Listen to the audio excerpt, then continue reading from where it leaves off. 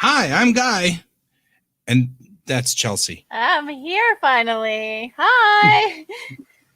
And this is Geek Tank, and we're doing night 2 of Time's Chain, which is a 3-part, 3-act one-off for our Star Trek Chaucer group.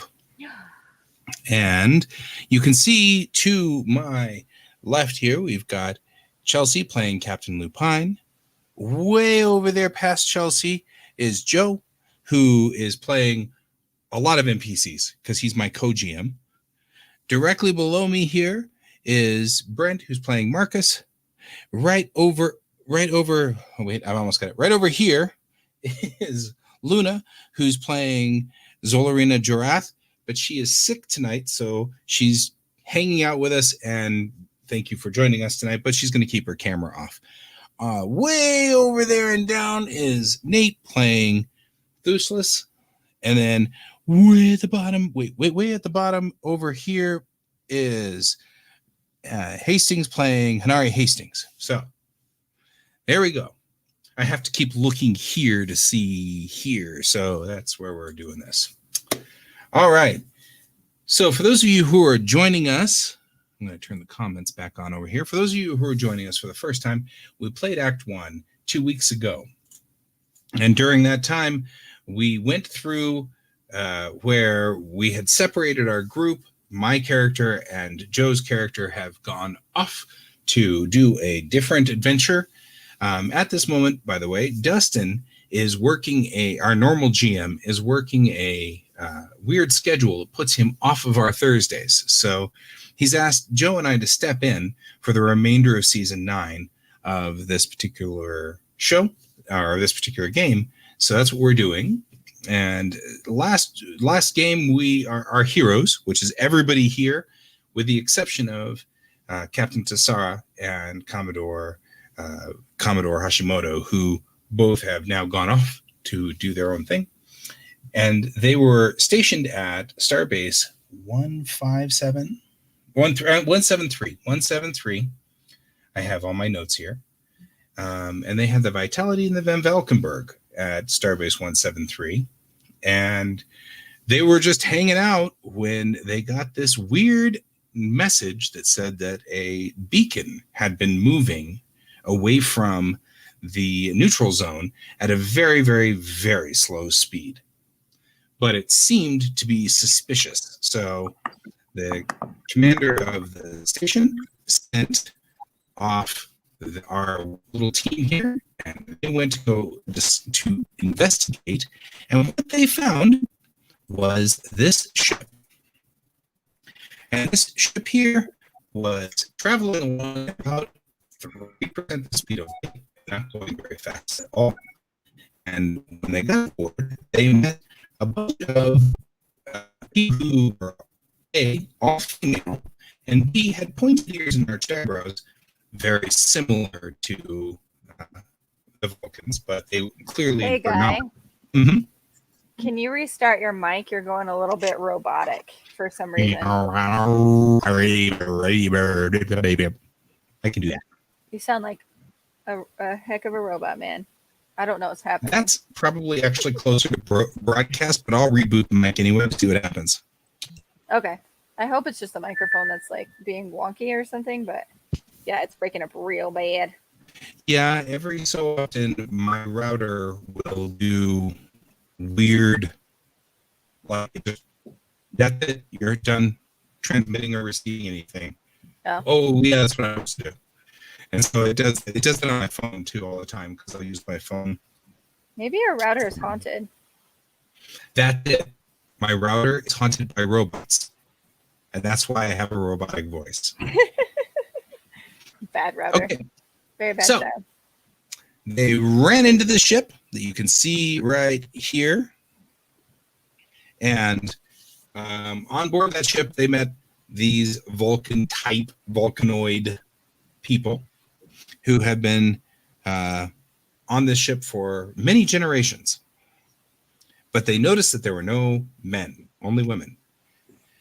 So they've been kind of going through all this when they finally met. One of the women was pregnant, and she thought she was going to die because she had a disorder that usually killed them.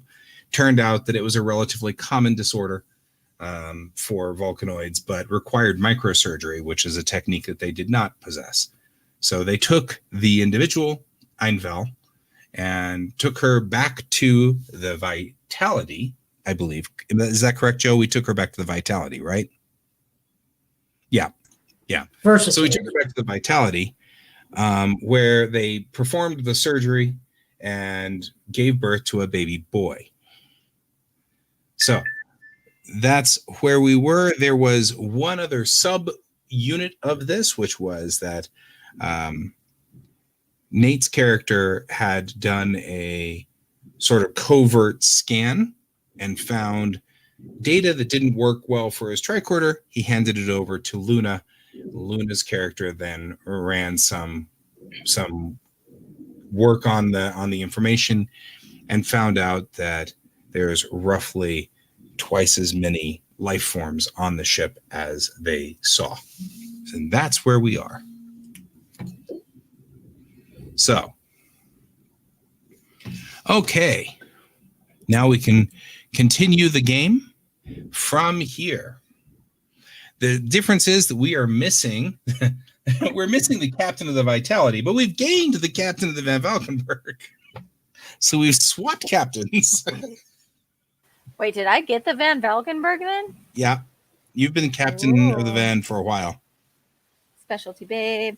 Oh, that's right. The beginning of last episode, we also had award ceremony and ship assignments, and like a whole bunch of ships are in for service or down for baryon sweeps or things like that in our little task force, which for those of you who've been following our series for a while now, you'll know that our task force consists of a bunch of ragtag ships, quite a few Miranda class, a couple of Oberth class, things like that, in conjunction with the Van Valkenburg and the Chaucer. And so now we have added a few other ragtaggy type ships, the Vitality, the Cuesta, and some other ships like that. So who is our commander at this point? Who's leading the charge? So you are under the direct command of Captain Tagar on Starbase 173. Okay. But I also need to make a retcon real quickly here, because Joe and I were talking about this before. I was dealing with 173 in a different way than Dustin's dealing with 173, and I don't know what Dustin's deal is. So all of you guys who saw the old dilapidated 173, that's not true. This is a brand new station, apparently. This was something that Joe had informed me. Dustin has a different plan for it than I did, and he has diverged from canon a little bit, and I was just running off of what canon says about 173. So he's got an extra story he's threading in here somewhere. He's not breaking it. He's just got an extra story in. So considering that we have extra life forms on the ship that we can read, but we can't see, and the Van Valkenburg and the Chaucer, by extension, have had a history of hiding body in fridges and other random cabinetry that we assembled like ugly IKEA furniture. We should probably have a meeting and see if we can figure out what these life form signs or what these life signs are on that ship that we can't physically see at this time. So we actually know. That's go ahead. Yeah, I was going to say, I suspect they are the drones, the males. But we are fairly certain they do not have cryotechnology. So I don't know where they're keeping them, but it's probably not in cryogenesis. So that doesn't sound good. Real quick, as a doctor, Chelsea, I need you to roll insight and let's do insight and science. No, let's do insight and medicine. 2 dice, please. How do I roll dice in the Discord again? Because of At course least. I'm old Gotta figure now it and I forgot out. how. Do you have 220s there? Because I think we were discovering that Let me grab my dice real quick. I've got him. Hang on. Yeah, so I feel like we discovered the Discord was rolling high. really high. Discord would make a great D&D roller. It's not great for this game. Right. It was always going high. Yeah, I got excited because I haven't used my role-playing dice in I don't actually know how long, so I sorted out all my D20s so that I could use them during this campaign. Hey, V, can you send me a picture of your dice that you were looking for? Oh, yeah. Yeah. Can you just send it to me in email or something? Because I want to. I found a whole bunch of metal dice places, and I was like, "Ooh, I wonder." Ow, ow, ow, ow, ow, ow. It is the holiday season, so 'tis the time for dice giving. Yep. Especially to all of us. There are dice advent calendars. They exist. I just didn't feel like spending $125. Ooh, advent calendar dice. All right, let's see. Oh, yeah, those are great. Why are you like this? Okay. So you said insight and what? Medicine, please. Uh-oh. I don't have my character sheet, so Joe's going to have to tell me.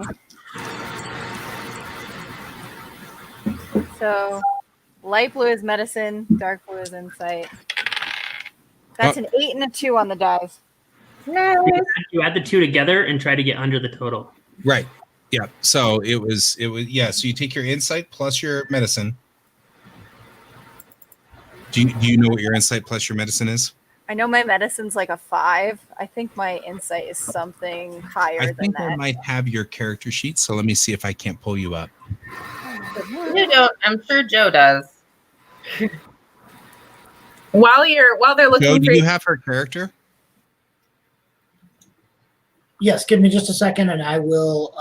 Do you want me to just share screen it? I was just gonna say just give her numbers. Okay, I got her stand character by. right here.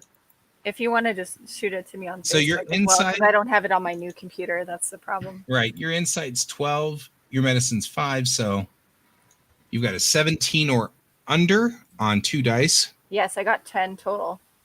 Well, yeah, but it's 17 on either. That actually might be worth checking if you've got a relevant thingy. If you have a value, Not value, focus. focus. If you have a focus that goes with that. Okay, yeah, I have that works. a ton of But it doesn't matter. That's good enough for what we're looking for. You are sensing something. Oh. You are sensing something What from the kind of ship. thing am I And sensing? it is disturbance, irritation, annoyance, something. You've felt this before in a couple of different times, but it really feels a lot like Ponfar.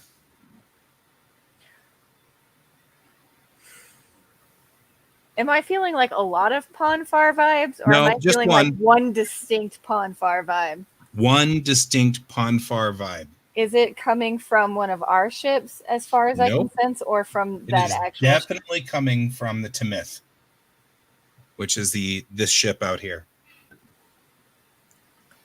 Oh no, that's not. So you've got that information there.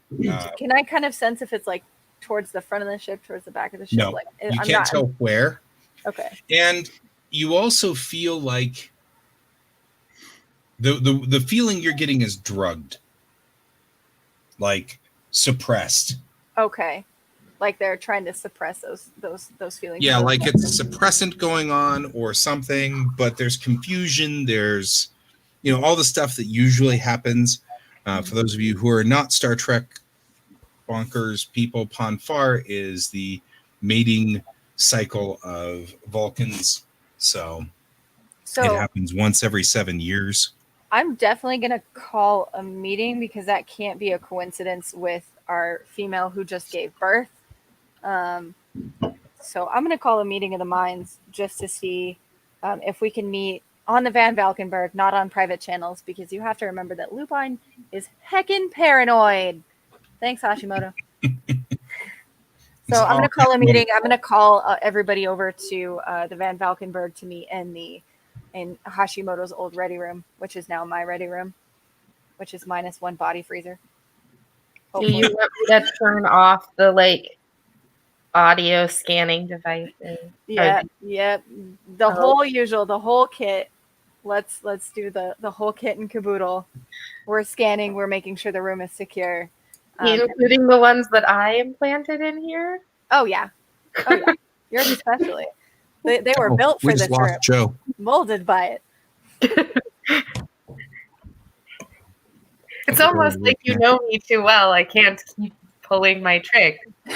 Well, now Joe's all the way at the I bottom. mean, we've been doing this for quite a while at this point. You know, there's a trust bond between me and a lot of the fellow crew because we've been through a lot of chaos, a lot.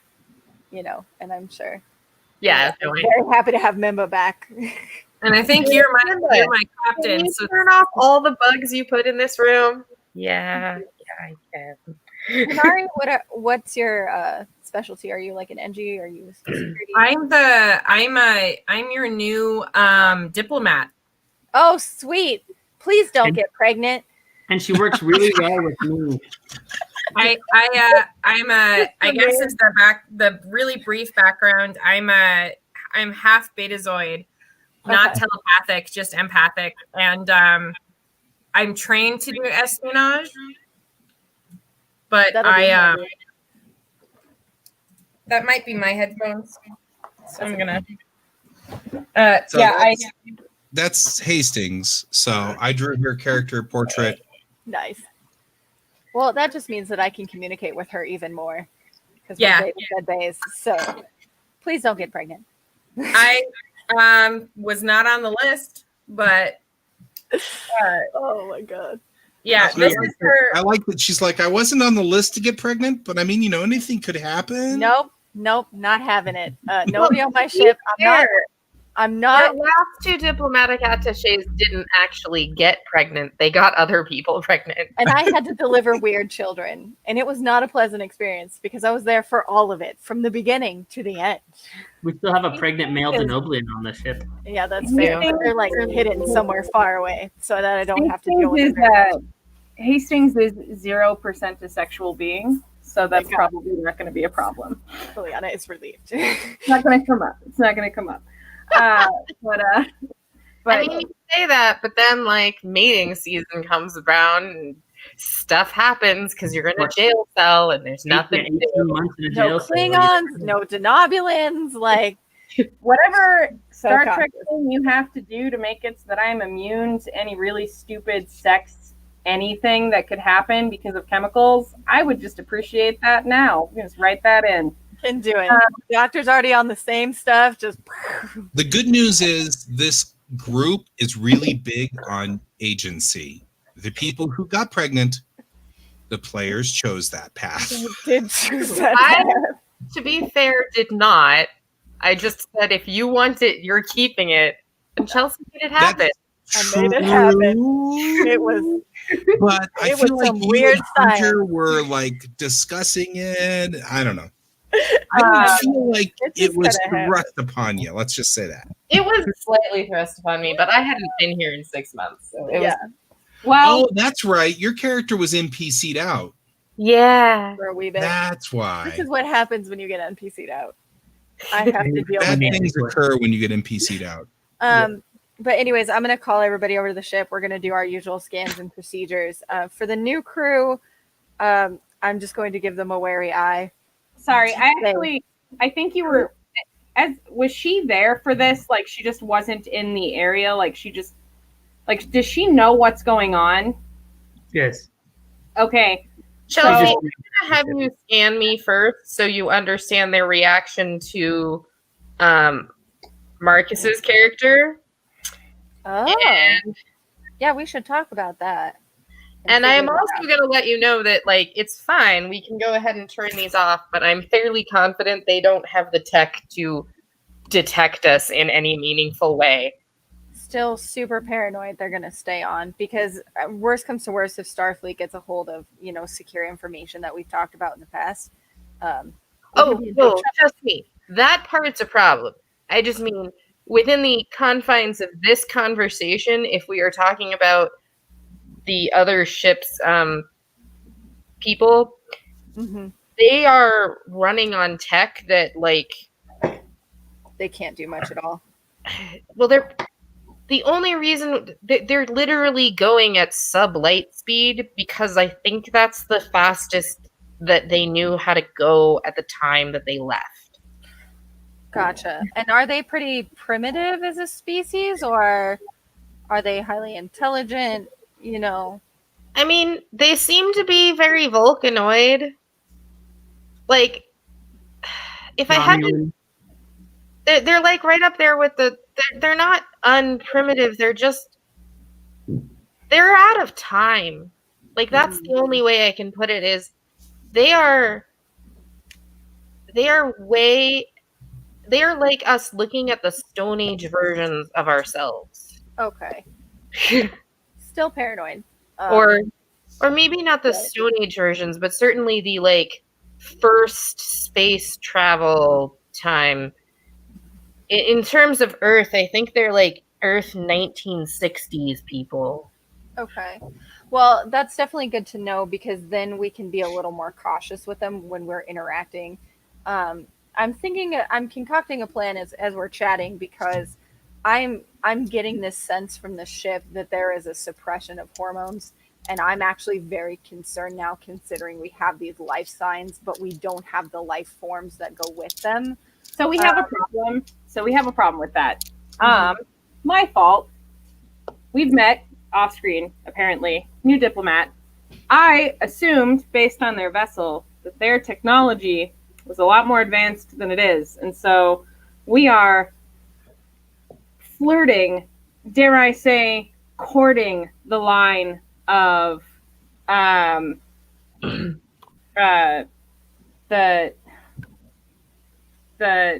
Prime Directive. We may be breaking the Prime Directive, yes. Because we've already made contact with a lot of technology. To be fair, as awkward as this sounds, we've already got the tech. I don't love the idea either, but if we continue interacting with them, or if we interfere in any other way, I think we will just straight up have violated the Prime Directive, because the outside of the ship led us to believe that there was technology that they do not have. So we're really just riding on loopholes right now, and that's all we have. So that's typical us. Not gonna lie. Walk away. We have a solidly good loophole here. They came to us.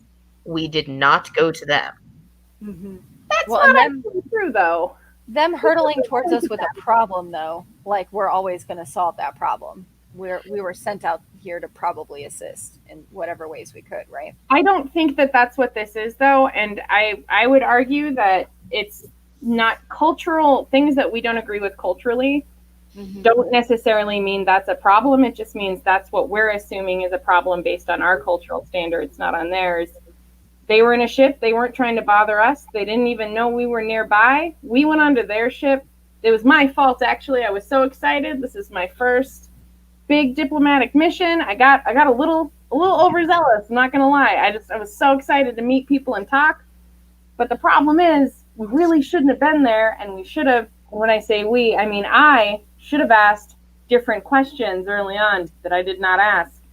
So unfortunately, unless we just straight up want to exit the loophole and go straight into have to explain ourselves to Starfleet, we're just gonna have to put them back on the ship, seal it up, or walk away. Because everything after that is us interfering with another culture that is doing their own thing.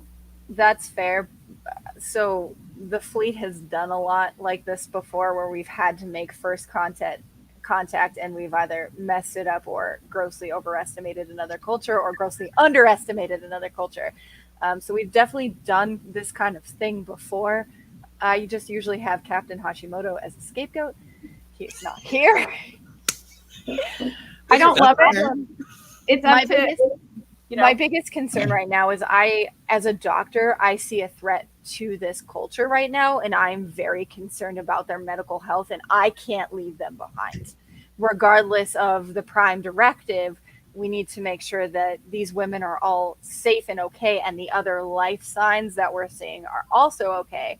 And on top of that, I'm getting an overwhelming sense of suppression of these hormones of Ponfar, which is very concerning to me as a doctor. And we've already had one woman pregnant with a problem who could have died. So I'm concerned about their species. I'm concerned about their health, and I'm concerned about their well-being as they travel through space, because if they get hit, by the Klingons or any other hostile species, they will be gone. And then, we're in even deeper for letting them die. I think it's totally fine with that. And Totally fine with that. And we can reestablish connection and make our second impression the better foot forward, You don't think the military is the good first impression? Guy, do I have any of the stuff from the dish that I scraped off back yet? Can I go carbon date some of that? You can do some of that. Yeah, go on ahead and do. I'm going to want reason and science, please. Okay. Because I have a theory, but I don't want to talk about it until I know if that theory is likely to be reality. Can we trace where they might have been coming from in space? Since their technology is primitive, they've probably got a nice little star trail that we can follow. I was going to say, already got that. Go on ahead and Chelsea, if you want to do that with the van. Yeah. The van should let's take sensors and science and roll a die on that one for you, or for any crew member on the van whom you want to have this happen. That needs to be an insight and science roll. So that's 3 dice to the insight science. 2 of them are to insight and science, and 1 of them is to sensors and science. So I'll do insight and science. Joe, do you have the sheets on that for me? For the Van On the van? Valkenburg? Also, I can't stand didn't by. Richard already do that? Yeah, he did. That is a question, because Richard would do that kind of thing. Yeah, he did, where he traced it back to, it got real close to Vulcan, almost 2,000 years, but even further away along the line. So these are really lost in time and space, correct? Well, there's actually something else I specifically want you to track on this one, so I'm going to give you a bit of information if you pass this. Okay. Is this something I can assist with? Huh? Can I assist with this? Oh yeah, absolutely. If you want to do this, do the scan. You probably should. You're the standing science officer, I think. Yeah. This also actually might fit under temporal physics. That's fair, yeah. Van Valkenburg sheet is up. Beautiful. No, it won't fit under temporal physics because this is just real physics. Okay. There's Van Valkenburg. When we were traveling with them last week, they work? basically said that they'd been traveling through space on a journey that they had decided to go on for generations to find some home planet somewhere else. So as far as we know, they intentionally went into space thousands of years ago. Okay. So yeah, that's where we're at. End of last episode. Luna, it looks like you should roll this because we don't have much. We don't have an additional die for science. Oh yeah, you're right. Don't see insight. If you scroll down, That's on a that, weird Joe, thing. Why? I've never seen pluses on there. I mean, I think that's the whole department as a whole. Those are just bonus modifiers if we do it as a crew. There- If I it remember. doesn't I matter feel if like there's a we plus should there have or had a not. bonus on science, and I But wait, feel like it's getting cut off. hang on, guys. Joe. The rating is just 1. Ignore the pluses. Oh, okay. And technically speaking, if I understood this correctly when I read the rules, whoever is using the scanners will roll 2 dice as they normally would, and then you roll a 3rd die for the ship off of the ship's systems and departments. Right, which is what I was headed for with sensors and science. So you take the sensors, which in this case is a 6, and the science, which should be something, and add those together, and then do a 3rd challenge die on that one. So you'll do Luna, 2 I dice. definitely think you should roll that because you're the Okay. science officer. here. I Right, will you'll do 2 happily dice roll on that. yours, And you'll then roll a better third than I will. die So for the ship. I got science. Joe, did you send me my character sheet on Facebook? How's that? Beautiful. I'll send Alright. it on Facebook too in a moment. Sorry, what were the 2 traits I was rolling for? Insight and science. Insight and science. Yeah, so yeah, yeah. Target. Let's see where this baby came from.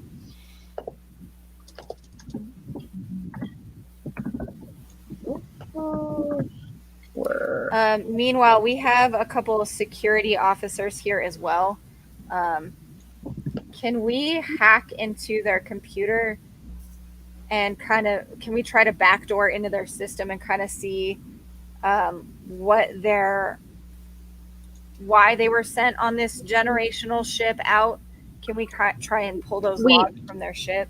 As I recall, we already tried doing that, and it was like trying to hack into a pre-internet Commodore 84. Oh, Jesus. More importantly, it's one that has been obviously erased and restarted like 20 times. The Okay. entire hard drive just erased, or whatever. That's Yeah, suspicious. Yeah, It and wasn't. No, and if you talk to Luna about that one, that makes some logical sense. The ship isn't well shielded. And so Yeah. all they have to do is go through some space event, and that'll wipe all their computers, and they have to reprogram them. Well, then So- how did they get this far? So that's what I'm looking for this roll for, please. So so for the carbon dating one, I got an 8 and a 13, both of which were under my target of 17. For this one, I had a target of 14, and my rolls were 14, 3, and 18. So I put those in chat if you want to see. Okay. Yeah, we got a lot of stuff in chat suddenly. Wow. Okay. Carbon dating, 17, roll 8 and 3. Gotcha. So 14, 3, and 8. I'll go for the 1 success to give you. Okay, so there's no engine on this ship. Pardon me? You don't see, it's not emitting anything. There's no engine on it. How the hell did they get here? That's a good question. They've But been that's- going at sub-light speed, and if they ran into nothing to slow them down, they would continue going in that direction forever. So basically, they were just like pushed out and they're just floating, essentially, free floating. Yeah, Didn't that's they? also why they haven't actually moved more than like a couple of feet the entire time we've been talking. Gotcha. Okay.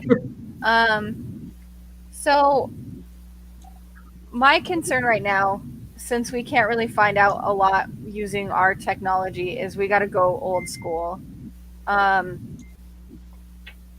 So my only problem is we've got valuable men that have to stay on the ship, and I'm trying to figure out how they can be of assistance without scaring these women further, but also so they have, a directive so that we can move forward.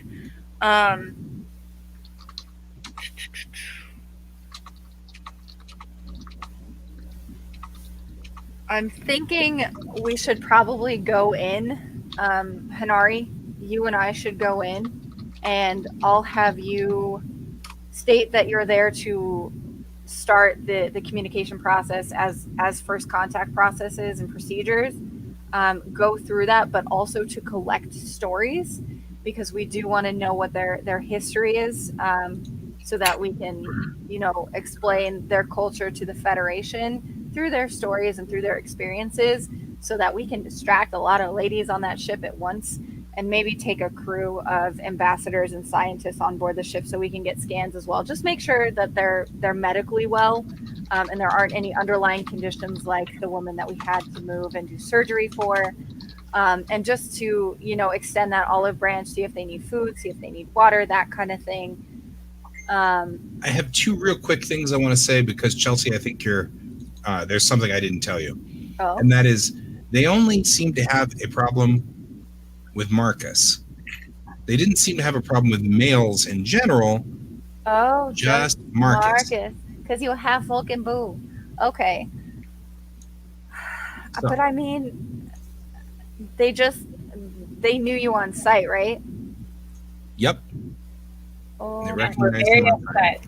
So I agree with that. I think you already would have known this, but as a sidebar, the minister is already on the ship with us.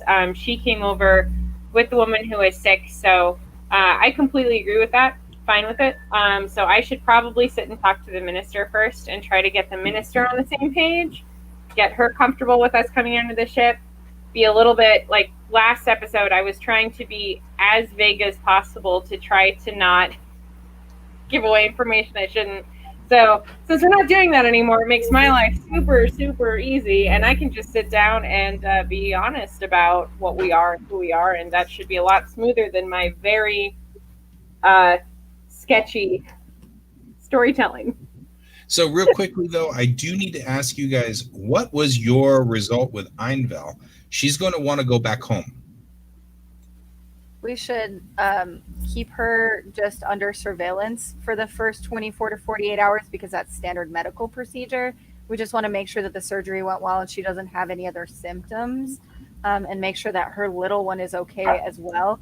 I also kind of just want somebody to sit with her on the medical side on that ship and just kind of interview her and see how she feels. Like, they're ecstatic about her child right now, but I want to make sure that they're like ecstatic for the right reasons, if you know what I mean. Since I'm getting this Pon Far vibe, I'm only getting one vibe and I need to investigate it further. I don't want to send her back to the ship until I make sure that this baby's going to be okay. Can we put a tracking device on it?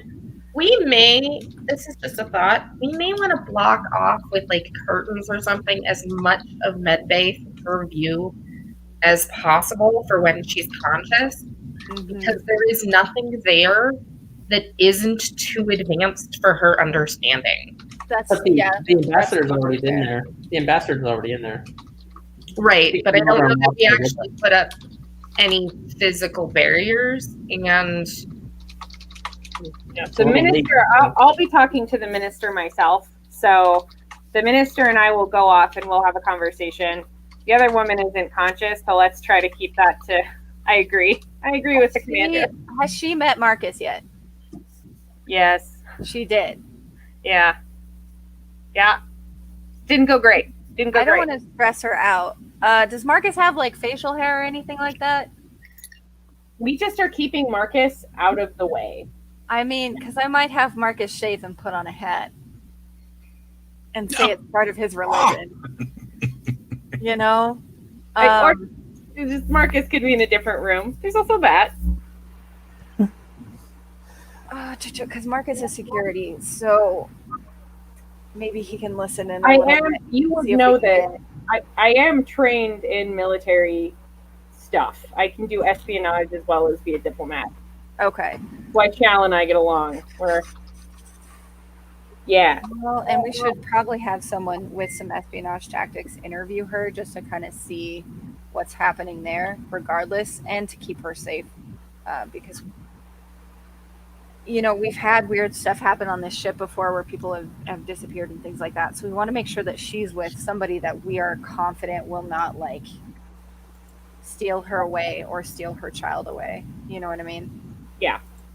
I think we also want, I believe what you're getting at, Captain, if I know you well, and I feel like I do, is that the unspoken fear we have here is that they are killing most of their males, and the moment that they find out this one is, that is probably what will happen.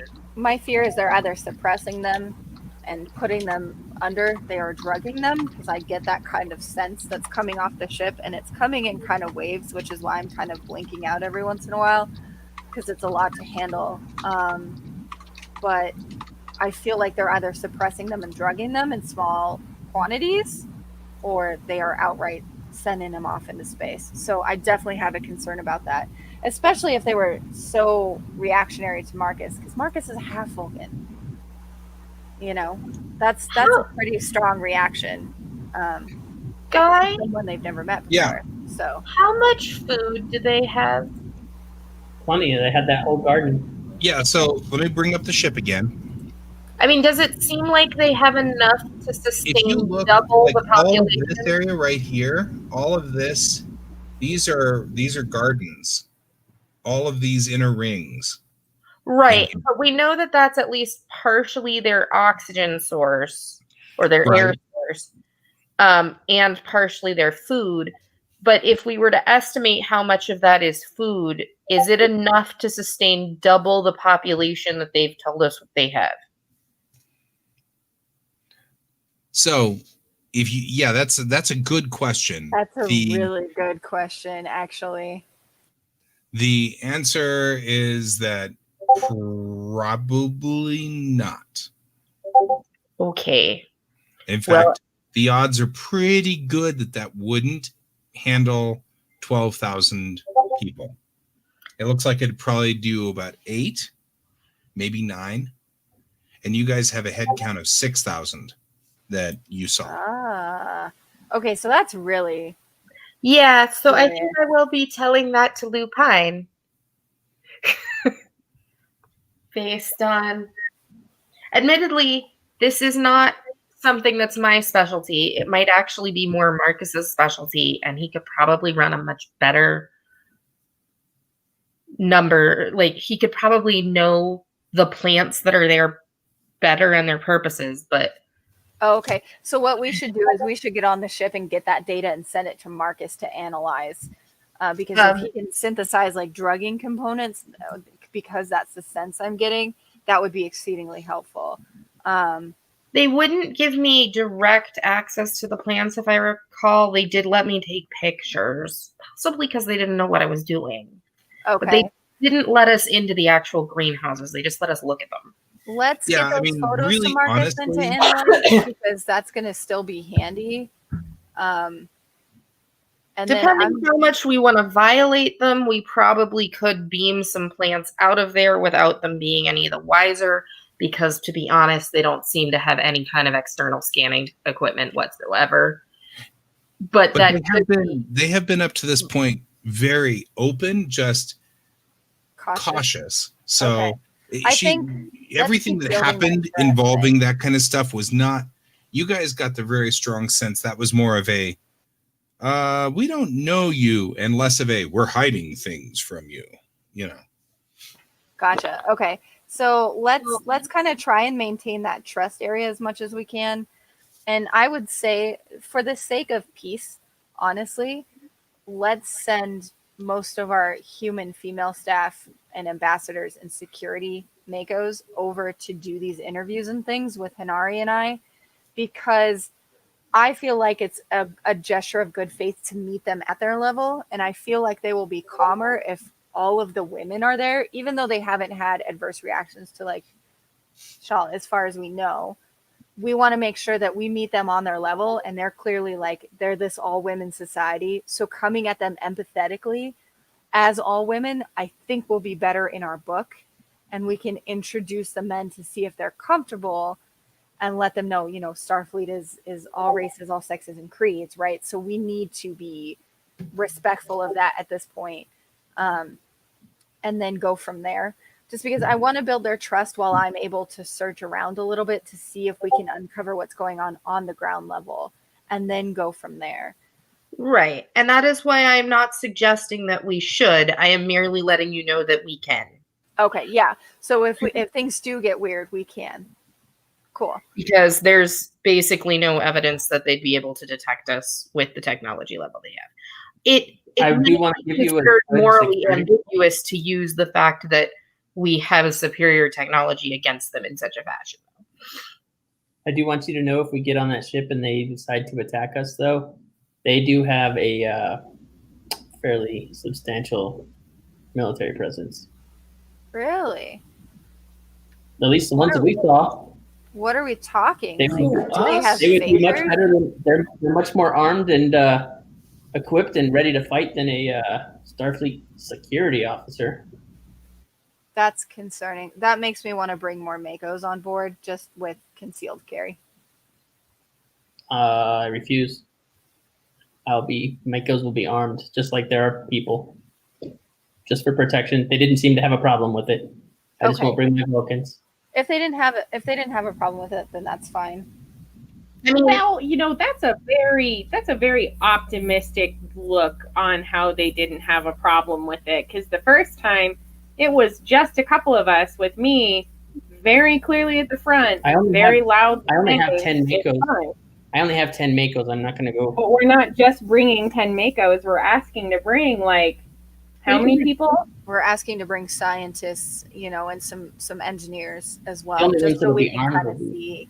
Makos. Sure, it's Yeah. it's not so much that I don't think that it's. I'm trying to look at it from how they would see it, and you're right. We're only going to bring 10 heavily armed people, but to this group of people, I mean, it doesn't matter. All of us might look like we're really well armed, intimidating people. I think because we have gear that they don't recognize, that they've never used before, that they've never seen. So it's, I mean, definitely happy to talk about it, but we do have to go in also understanding that while we might know that XYZ person or XYZ group of people aren't actually heavily armed, they're just scientists or whatever, that doesn't mean that the scientific tools and equipment they're carrying doesn't look like it could be a weapon to a civilization that has just discovered another civilization that is infinitely more advanced than they are. And I think we need to be aware of that. My biggest thing, though, is you have to remember that Thuselos has been with us through a lot of different situations and a lot of different hallmarks, and I do trust him completely. If he says, my Makos are going to be armed and they're going to be armed in a certain way, to meet them on that level, I'm okay with that, because in the past, we have never been underarmed or overarmed. You know what I mean? And seeing as that some of them were armed when you guys first saw them and I wasn't there, I think meeting them exactly on their level is the perfect response. And I think they will respect us for that. I should point out that the Makos will not be in the front. They'll be, as they called us, the bodyguards in the back. We won't be taking an aggressive any kind of stance. So I should say Thuselos, I believe, is completely correct because I have no way of assessing him incorrect on this one. For hand-to-hand combat, for ship-to-ship, aside from an exceedingly large amount of shielding, they don't seem to have any exterior weapons that I can detect at all. And though their shielding is really solid, it's designed to take hits at 3% speed of light, like run into little asteroids and stuff like that. It really wouldn't do much against a phaser, even like set it like half power. You could probably carve the little ship up quite handily. I'm kind of concerned by the stuff that we're not able to scan or detect on their end. That's concerning to me, but I'm willing to meet them on their level to find out a little bit more. So I'm going to assemble a crew of ladies. We're going to pass back information to the guys back here just so that we can meet them on an even keel. It's a full society of women. So let's send in women to meet them on their level. The Makos can totally be armed. I'm totally okay with that. But let's send information back to Thuselos and Marcus so that they can kind of analyze on a security point and from a tactical point what we need. And also have Marcus examine those pictures that Zolarina got on board, because he is a security specialist and a plant specialist. That will help us greatly if he finds anything out of sync that seems kind of suspicious. I'd also like Marcus or Thuselos to be guarding the gal that's on the that just gave birth, just because I trust them more than I trust the rest of our leading staff. And I think they can listen in and see if we have any tactical information, or if we can gain, any additional information. They can send someone in to kind of try to get that for us.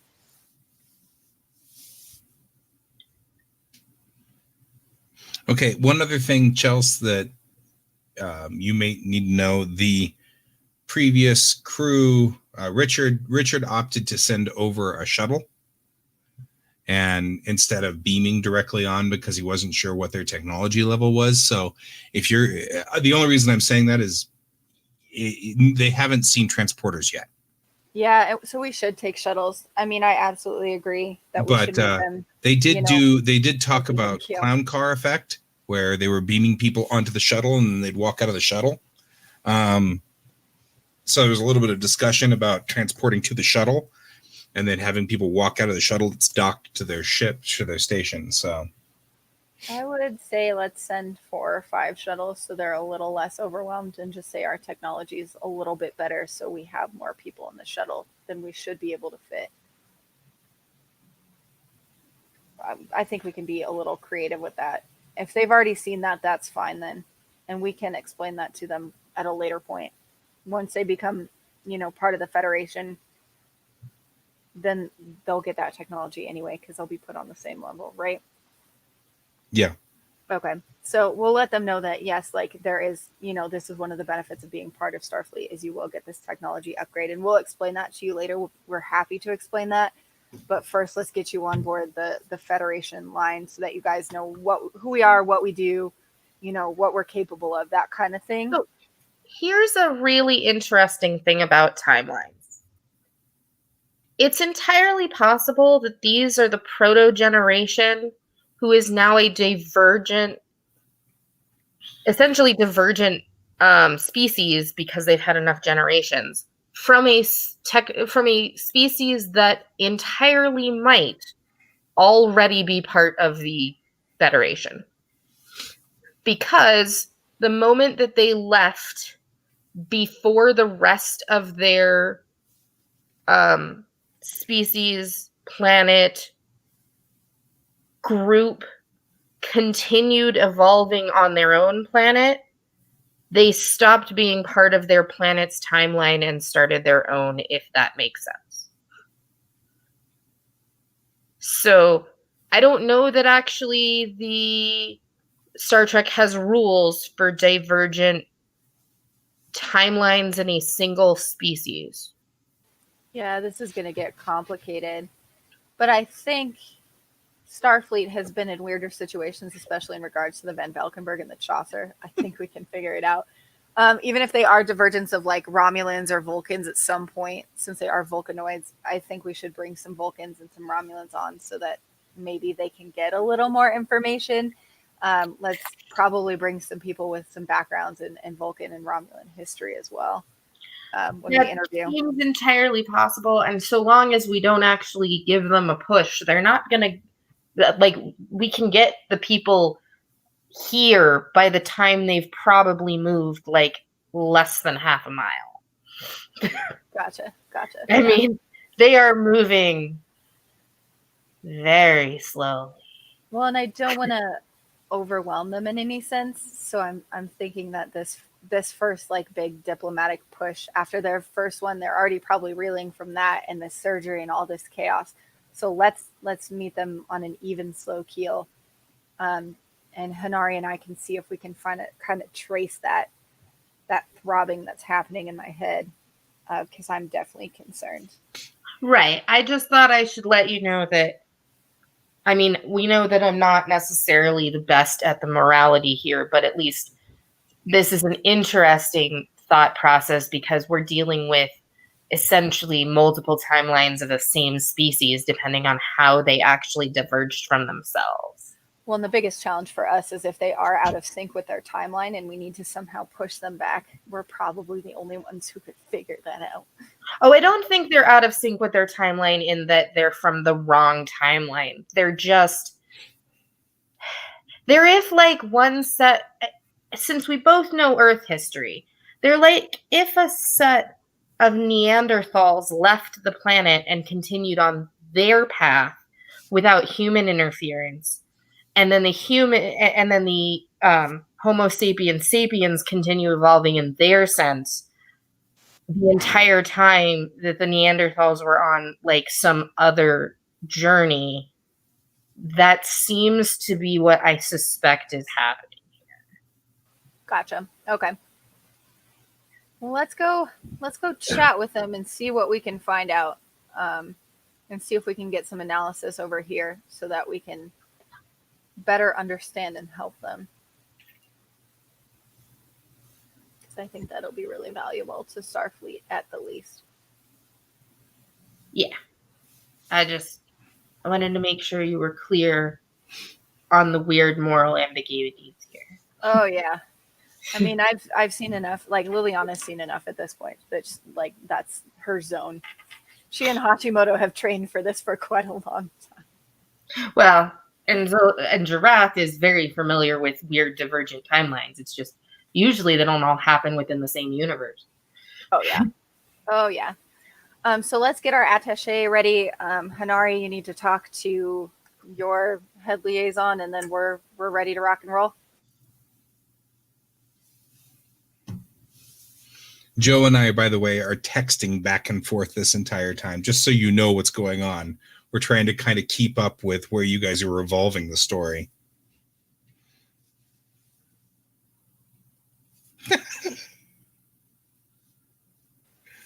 Hanari's having some tech issues right now.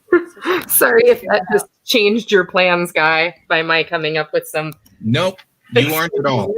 We're just making sure that we're on the same page. That's all, because we're co-GMing, and so and sadly, Joe and I are not the world's fastest texters, so this is taking some time with us going. You're not messing up anything. I'm just making sure that when you guys talk to Valesse again, it coincides with where the story's going. Yeah. Since Joe plays back Valesse. And forth with Hanari because she's having some tech issues, I said. Or release. Oh, okay. So Hanari just needs a minute so that she can get her tech stuff together. No problemo. I'm still going to assemble a bunch of gals. Marcus, I'm going to send those photos that Zelorina took over to you. Can you just take a look at them and try and analyze and see if you can compare those to anything that we have in the Starfleet system for us? Sweet. Do we want to take a quick bio break? This would be a good time for that. Definitely could do. While we are, we're an hour into the game. You probably have about another hour of game left. So why don't we take a quick break and return in 5 minutes, and that gives Hastings a moment or two to figure out what she's doing.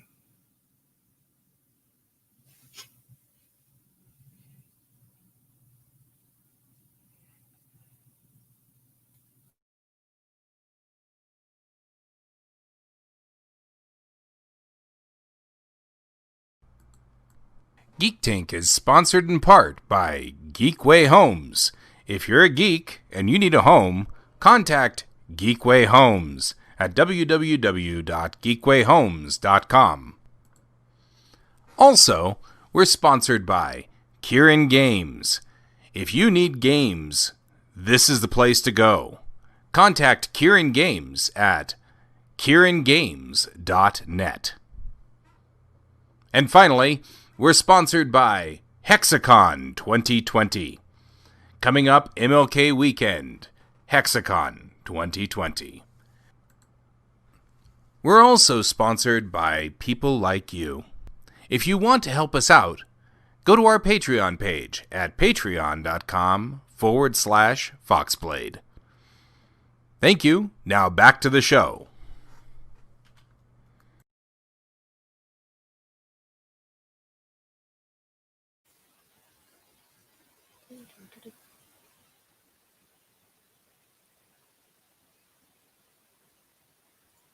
Gone. What was that? Sorry.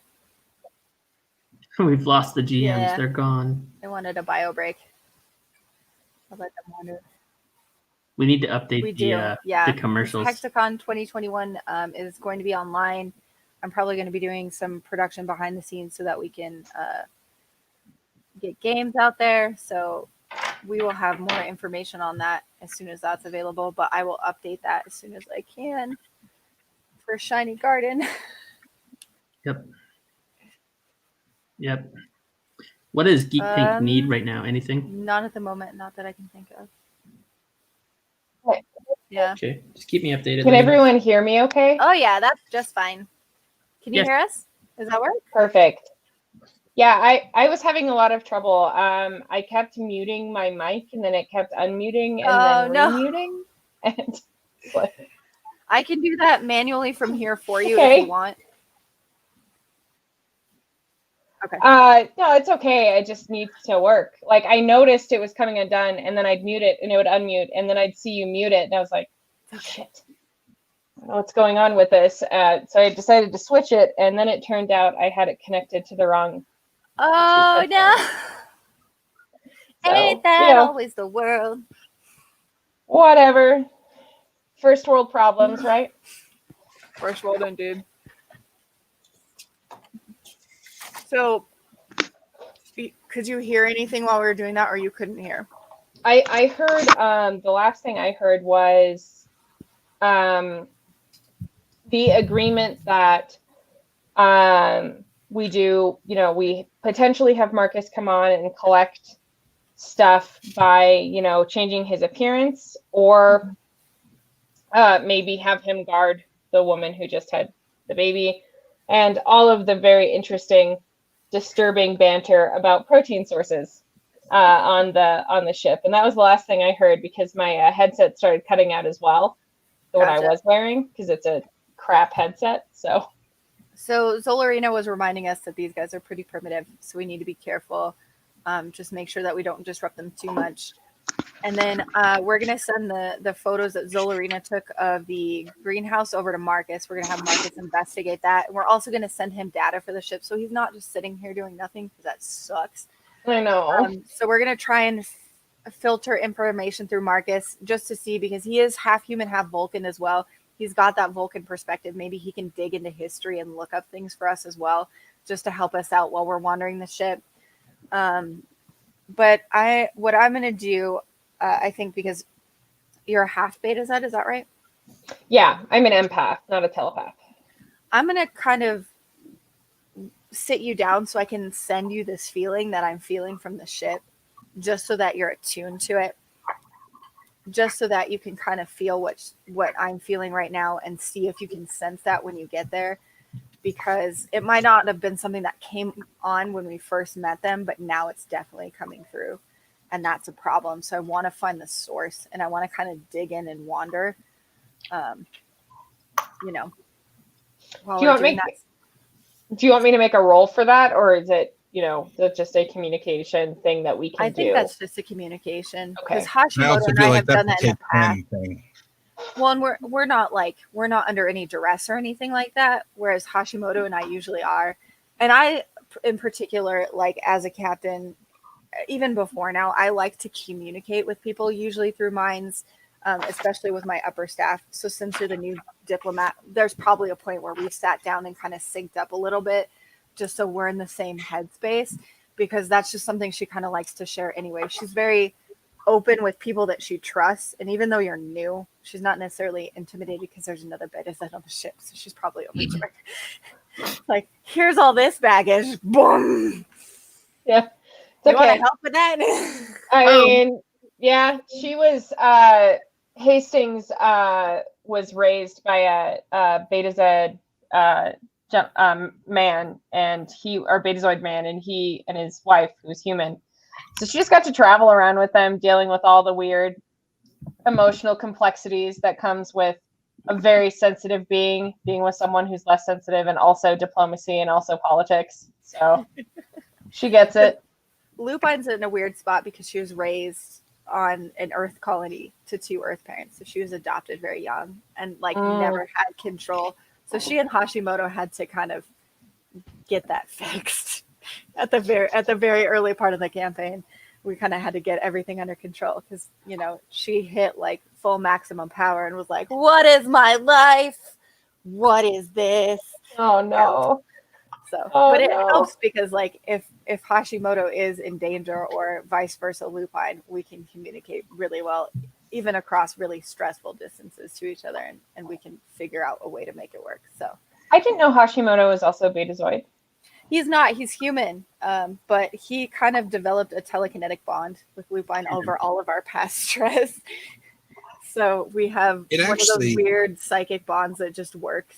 And she's managed to connect also with Sarah on this one too. A little bit, not like a ton, but enough that she could break through if she needs to Sarah. She can yell. Sarah is Vulcan, so she can be telepathic-esque. Right. Let me in, Tassara.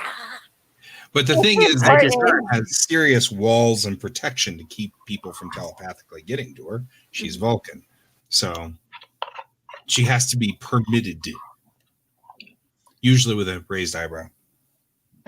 Why are you here? What do you want? Yep. Yep. Yeah, but I'm on board with that plan. That sounds perfectly reasonable. I've done a lot of discussion with the minister that has gone fine. I wouldn't say stellar. I wouldn't say I'm going to win another award for my like diplomatic innovations. It's probably not going to happen. But they let us bring one of their people onto our alien vessel, so that was nice. And we saved their life. Yay. Yeah. Is there, if you could try, I know that this might be difficult, but if you can try to convince them to let us take some plant samples, that would be fabulous.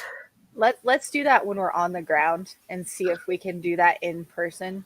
I think they'll be a little more open to that. In the meantime, can we have Marcus analyze those plants before we go over? Does he need to make any rolls, guy, to see if he recognizes anything and that kind of thing? So you have xenobiology, right, Marcus? Okay. Yes. That'll help you. So what I'm going to want out of that one is insight and science, but you can add an extra. Joe, this is right. You add an extra die if you've got a focus. No, if you have a focus, anything that is under your discipline is 2 successes. That's right. You add.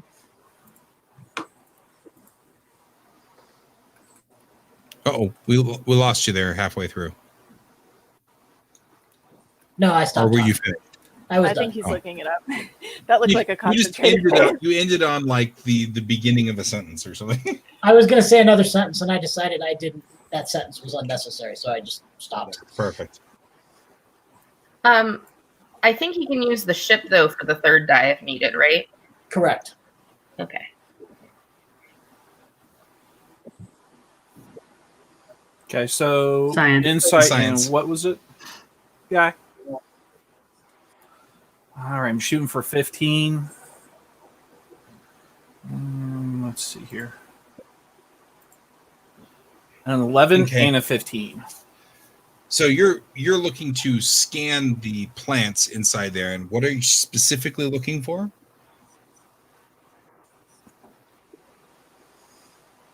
Just if we can identify them or figure out where they came from. To some degree, history they look related strongly to fauna and flora or flora that you have found on both Vulcan and Romulus. Okay. Anything that's like that could be used as like a drug kind of, or a Medicinal depressant. or anything like that. Yeah. Hallucinogenic sedatives. There are a number of things that could be medicinal. That would make some sense. There are a lot of plants that could be sedatives. I mean, Nothing that just jumps out about but it. nothing that seems to jump straight out.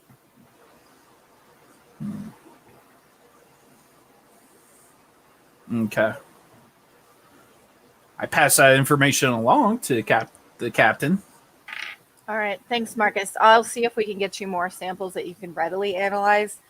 And if you can just pull up maybe Vulcan and Romulan history just in case we need to search anything. I'll have you running point here as well. Who's Okay. my second in command? I'm so new to the ship thing. I'm Okay, your you're my second in command. Oh, Zolarina is. So who's 3rd on the list? Because I'm bringing you with me. Oh. I'm low into the totem pole. I'm fresh out of the academy, so yeah. I'll still have I'm you sure we have on an deck expert for that. because I know on the Van Valkenburg, I know that on the main deck is probably the most secure part of the entire ship, considering all the modifications we made. So I'll just have you on the main bridge with my second. I might need Joe or Guy to step in and correct this if I'm wrong, but I think I'm your number 1. I think I was someone's number one. No, that's correct. I don't know. Hastings is first officer of the Van Valkenburg. So is Zolarina first officer or second officer then? Oh no, I'm wrong. Zolarina is first officer of the Van Valkenburg. Hastings is first officer of the Versatility. Ah, gotcha. So I'm borrowing her from the Versatility. Yes, I'm sorry. Gotcha. And Marcus. And that was a matter of some question because Jameson basically told Hashimoto, "You're going to take Hastings as XO of the ship." Gotcha. Okay. I remember that in the back of my head. Yeah. All right. Well, I'm going to take the gals. I'm going to have Thusalis keep an eye on our lady in medbay just to make sure, because of course he's a really good spy, and if he can pick up any information, he'll be fine. Marcus, I'll have him on the bridge of the Van Valkenburg with my third, I guess, in command on board, just so we can relay information back and forth, and Marcus can help us sort history if we can figure it out, or any files that we can find in Romulan and Vulcan history, just because I think that'll be really valuable. And if we can get any more plant samples, we can get them up to him as well. But other than that, we should make our way over to the ship. I'm going to request, Hastings, that when we get over, if you can have someone give me a tour of the ship, just say like, I'm a captain, I've got a brand new ship, I'm fascinated by all different kinds of ships, and I haven't seen old tech like this in a while, so I'd like a tour just so I can wander around and get you on maybe a separate track, just so that we can spread out and try and see if we can find this flare that's happening in my head.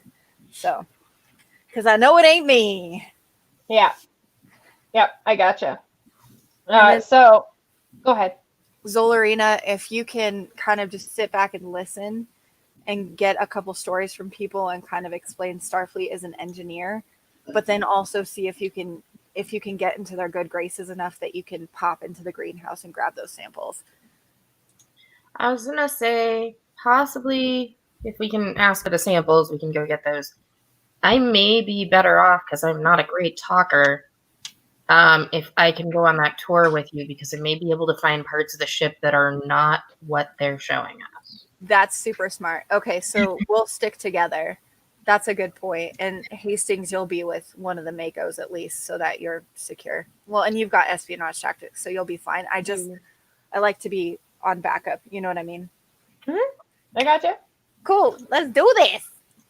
So I'll go see the minister first, then, before we just like flounce back onto the ship. Because I left the minister in sick bay. Sick bay with very limited information, with lots of clear misinformation. So gotta fix that, I guess. Gotta undo that damage. I have It'll good be news. fine. Just trust your gut. Great. I have good news, Minister. The birth went well. Both the mother and the child are doing wonderfully. We do need to keep an eye on them for 24 to 48 hours to make sure everything goes okay. But they're both doing great. It went as smoothly as I think it could have gone. I'm very, very happy to be able to tell you that. Thank you, Commander. I know that I and Einville and all of our people very much appreciate your helping Einville with her medical problem. There are rituals that have to be performed, but not immediately. Tomorrow will do just fine. Wonderful. So I am sure that at this point you have innumerable questions, because you've been on our ship. I think you're an intelligent individual. I'm sure you can tell that perhaps there's a little bit more to our technology than I was alluding to when we first met. And I promised you when I brought you onto the ship that we could discuss that. That was not a lie. So do you have any questions? Is there anything you would like me to explain to you specifically, or do you just kind of want me to start from the beginning? Perhaps an exchange of cultural information would be most appropriate at this time. It's clear that you are technologically advanced, and we will have many questions about that technology, but I think it would be best to begin with getting to know each other. I love that. On that note, in good faith, because I agree, we would be happy to let a couple of your people on board to take a tour, if you would like. And we would love it if you would let us take some of our people across to look at some of your plants, to take a tour of your deck and get the story of your people. Because it is just, you have such an amazing culture that I'm so excited to learn more about, and I'm happy to share more about mine, but I wanted to make sure that before we came on your ship, you would be willing to let us do that. I don't see any problem with that. I think an exchange of tours would be appropriate. Fabulous. I have a doctor who is also a captain, and she is a doctor of botany, and she loves plants, and she would love to take she knows that those of us who have already been there have been on the tour. Would it be okay with you if myself, since I've already gone through the tour and seen the beautiful ship, was able to talk to the people, which I did not get to do as much, and would it be okay if she was given a tour while I get to kind of learn the story, your history? Would that be comfortable? That would be fine. I think in terms of cultural exchanges, it should be through designated emissaries rather than openly wandering each other's vessels. Hey, V, will you do Agreed. presence and security, please? 2 20-siders. Add your presence and your security together. Something happening in that room? 'Cause that's where I'm at as well. Okay. You said presence and security, right? Mm-hmm. Okay. Two separate dice. So I see. So I shouldn't have rolled both 20s at once. It's one at a time. No, So, you can roll both 20s at once. That's fine. Oh, okay. So add your presence and your security together. What is your presence and security? 11 plus 16. Okay. So now those 2 dice both were under 16, correct? Yes. Then you have 2 successes. Okay. That's all I needed. Cool. Then Minister Valise does not suspect you are hiding anything from her. That's what we were after there. At last, the correct diplomatic role. If only we had more last session. Mostly because you are telling a lie specifically about Lupine. So To be fair, last time there were some really easy low bar rolls that I should have hit so that we didn't seem like we were lying through our teeth. That did not happen. You were more at this point in time, Valise knows you better now. Mm-hmm. And so she can read you a little bit better. And she's not stupid. She's an elder. So that's I just wanted to see whether you slipped up here or not. Because if so, that was going to add an entirely different thread to the story. Oh, good.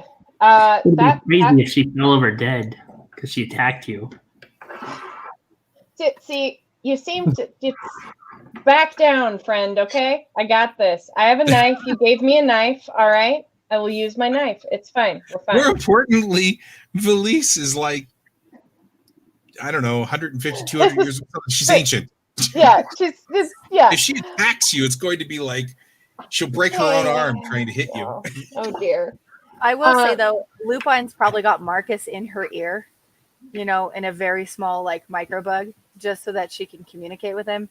I don't know if she'd communicate with him by mind science because it's not quite time yet. The situation's not dire, so if she's asked any biology questions, she'll be able to probably get through them with Marcus on the line. So should be all right. Should be okay. Good right? Save, Hastings. Too honest. Yeah, that sounds wonderful. I will gather the participants. When you see the number, if you approve it, fabulous. And then you can bring over an equal number of people if you would like. It's really important to us that you know that we're not trying to encroach or be, or to posture. This is really an equal sharing of cultural understanding. You've been very open and friendly so far, so we hope that will continue. I'm very excited to talk to you further. So I will. I'm going to go back to the team and let them know that has been approved. We're going to get everything together, and then would you like to cross over with me, or would you like to stay on the ship for a while? What is your preference? I would be fascinated to see more of your vessel, but I believe my most important duty would be to be involved in the cultural exchange discussion. You, of course, are welcome to come back to the vessel as well if you would like at a later time to have a tour. Thank you. The Van Valkenburg, by the way, is probably going to scramble before all this to hide any crazy tech. I'm just going to call out that order so that the ship is cleaned and kind of looks a little... Crazy tech alert. I wouldn't do it on the Van Valkenburg at all, since they're... Are we gonna? Yeah, they're already on the Valiant or whatever. I'm just concerned that they're going to go get their gal. You know what I mean? The truth is, the super crazy tech, this isn't like an inspection by Romulans. They're not going to... They're going to look at a transporter and go, "Wah!" You know. That's true. It is just going to look like some kind of fancy flooring.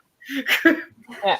And anything you hide is going to be like, well, why did they hide that instead of this 200-year-old projector? Like, I don't know. I think it's fine. I think we're fine. Do we still have bodies on the ship that are technically hidden? Yeah. No, that's why I'm saying we should probably do it on the other ship. For one thing, that's where their person is in med bay. So we shouldn't do it on Your operatives have been transferred elsewhere. Oh, good. Rosa has them now. Oh, no. That's not better. Well, but by this time, both the Van Valkenburg and the Versatility have places to put more people if you happen to get them.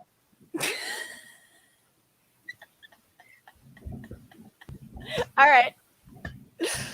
Oh, great. Everybody's going to need security clearance on my ship. Everyone's going to need level 3. So, presumably those places are well hidden. They are. My cabinet looks much better than your liquor cabinet because Zolarina and I probably put it together while you were gone. Well, it was Mazaf that built the old one, and to be fair, we probably didn't have to hide it inside a liquor cabinet because, there was actually room on this ship that wasn't being walked by every, average lower decks kid ever. Yeah. The problem is Marcus has now been assigned to my team, and I kind of think he needs clearance so he can actually help. Yeah. It's going to get weird real fast for our new crewmates. They'll figure it out soon enough. We'll be these numbers make sense. I don't know. The science is fine. Just ignore it. So if Lupine isn't my captain, who is my captain? Because I'm on a different ship then. Your captain... So there's only 2 ships out there. One of them is Richard in charge, and one of them is Chelsea. No, I mean, I know that. I just mean that we can talk about it after the game. It doesn't matter. My brain is trying to wrap. There are too many vessels that start with the same letter. All right, guys? Yeah. Actually, we made that exact same comment, as I recall. Joe and I were talking about it. We're like, so we're sending all the V ships out? Is there some reason why we're sending all the V ships? Because it's so complicated. I was like, is it the Victory or the Valley Forge? Oh, we had the Valley Forge for a bit too. Yeah. I love it. We've had that problem. It's all right. We're good. I mean, hey, my name's Veronica, so I mean, I'm all for V names. It's fine.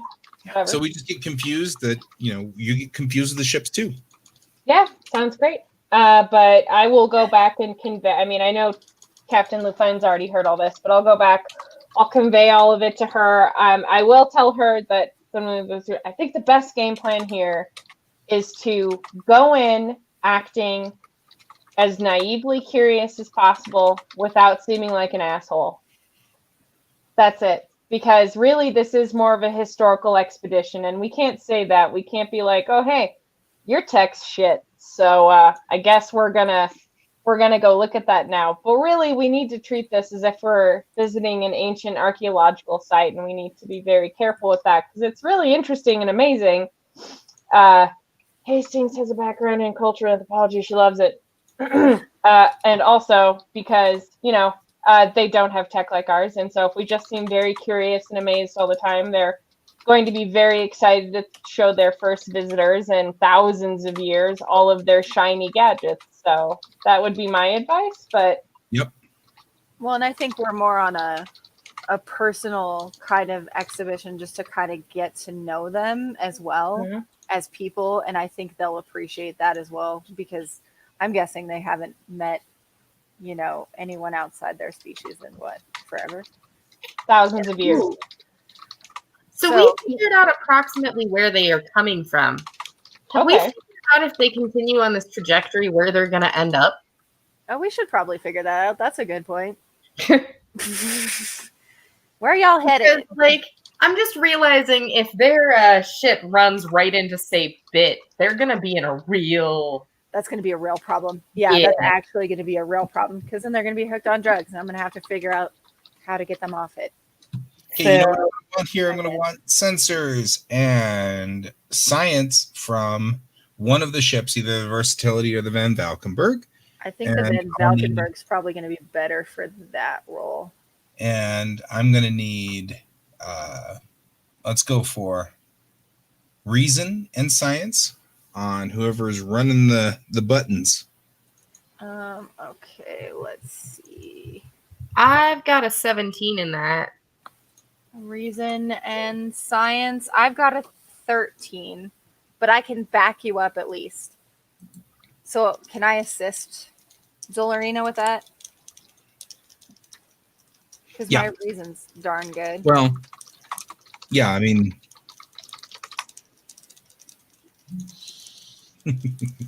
Oh, God. Perfect. Don't do that. So my score, I got 2 2s on the die, and I have a 2 2s in the die is great. That is much better than my 12 and my 15, which are still under my target, but not right. It's not hard math, but you can tell that the ship is definitely on a beeline for a specific star. They're on a beeline for Bite. That is what I was afraid of. Screwed! They are 22 light years out. At the speed they're going, how long is 22 light years for them? 732 years. Oh, shoot. So where are they headed? I'm sorry. Bite. Really?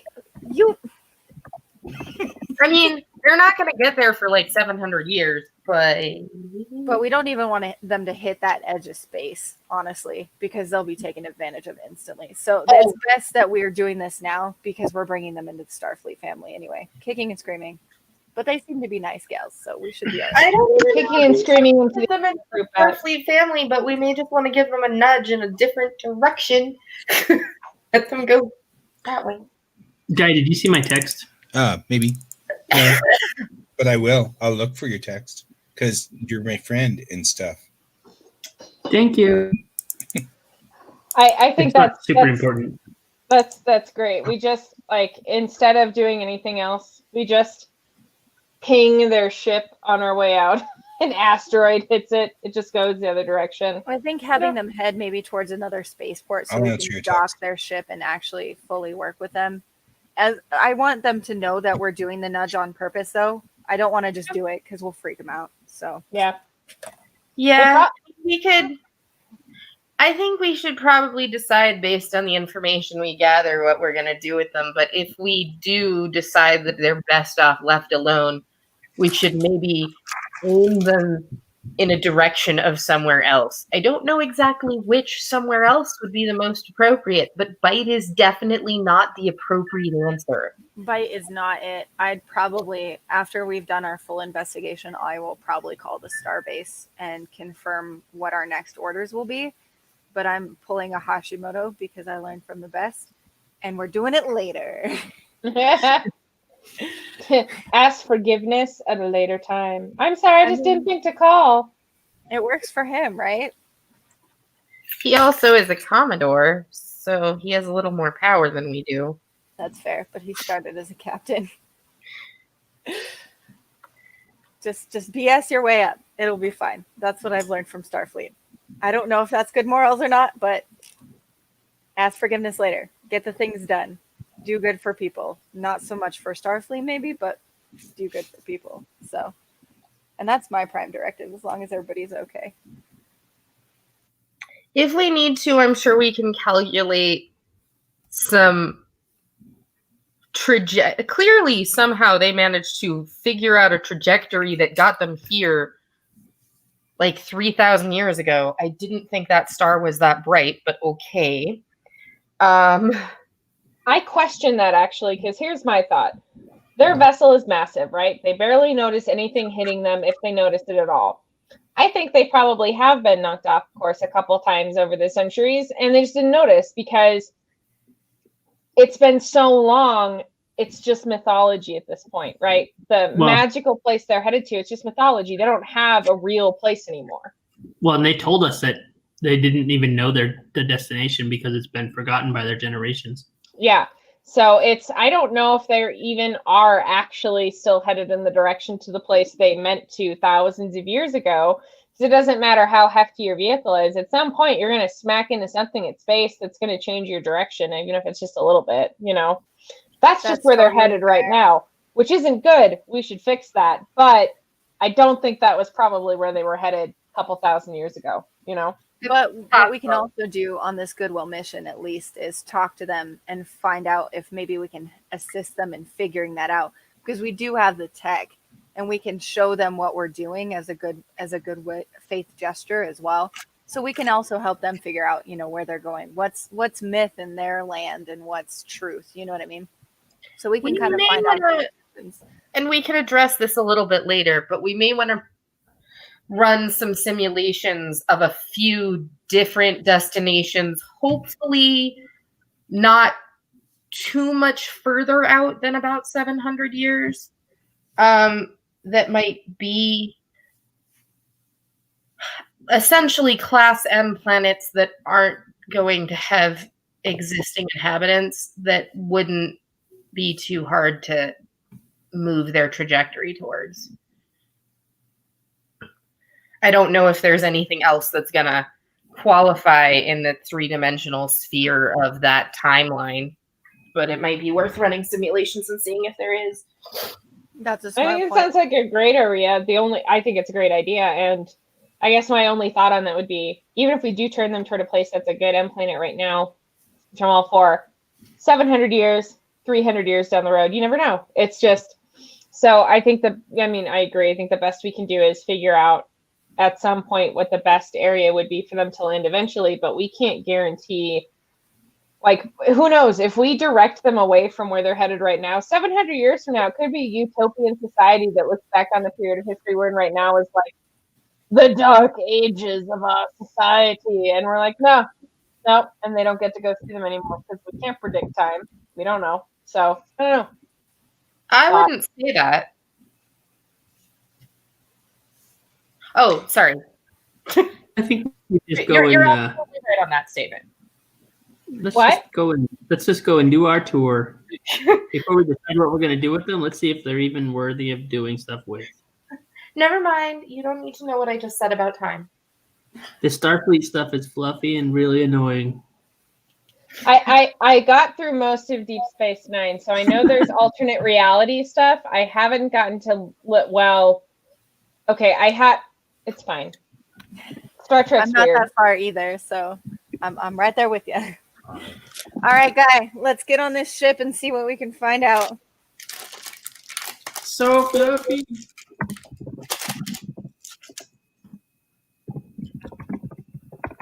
Hang on real quick.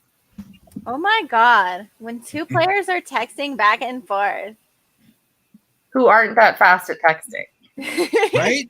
We have issues. Joe is also sending me information from Hashimoto, so there's that too.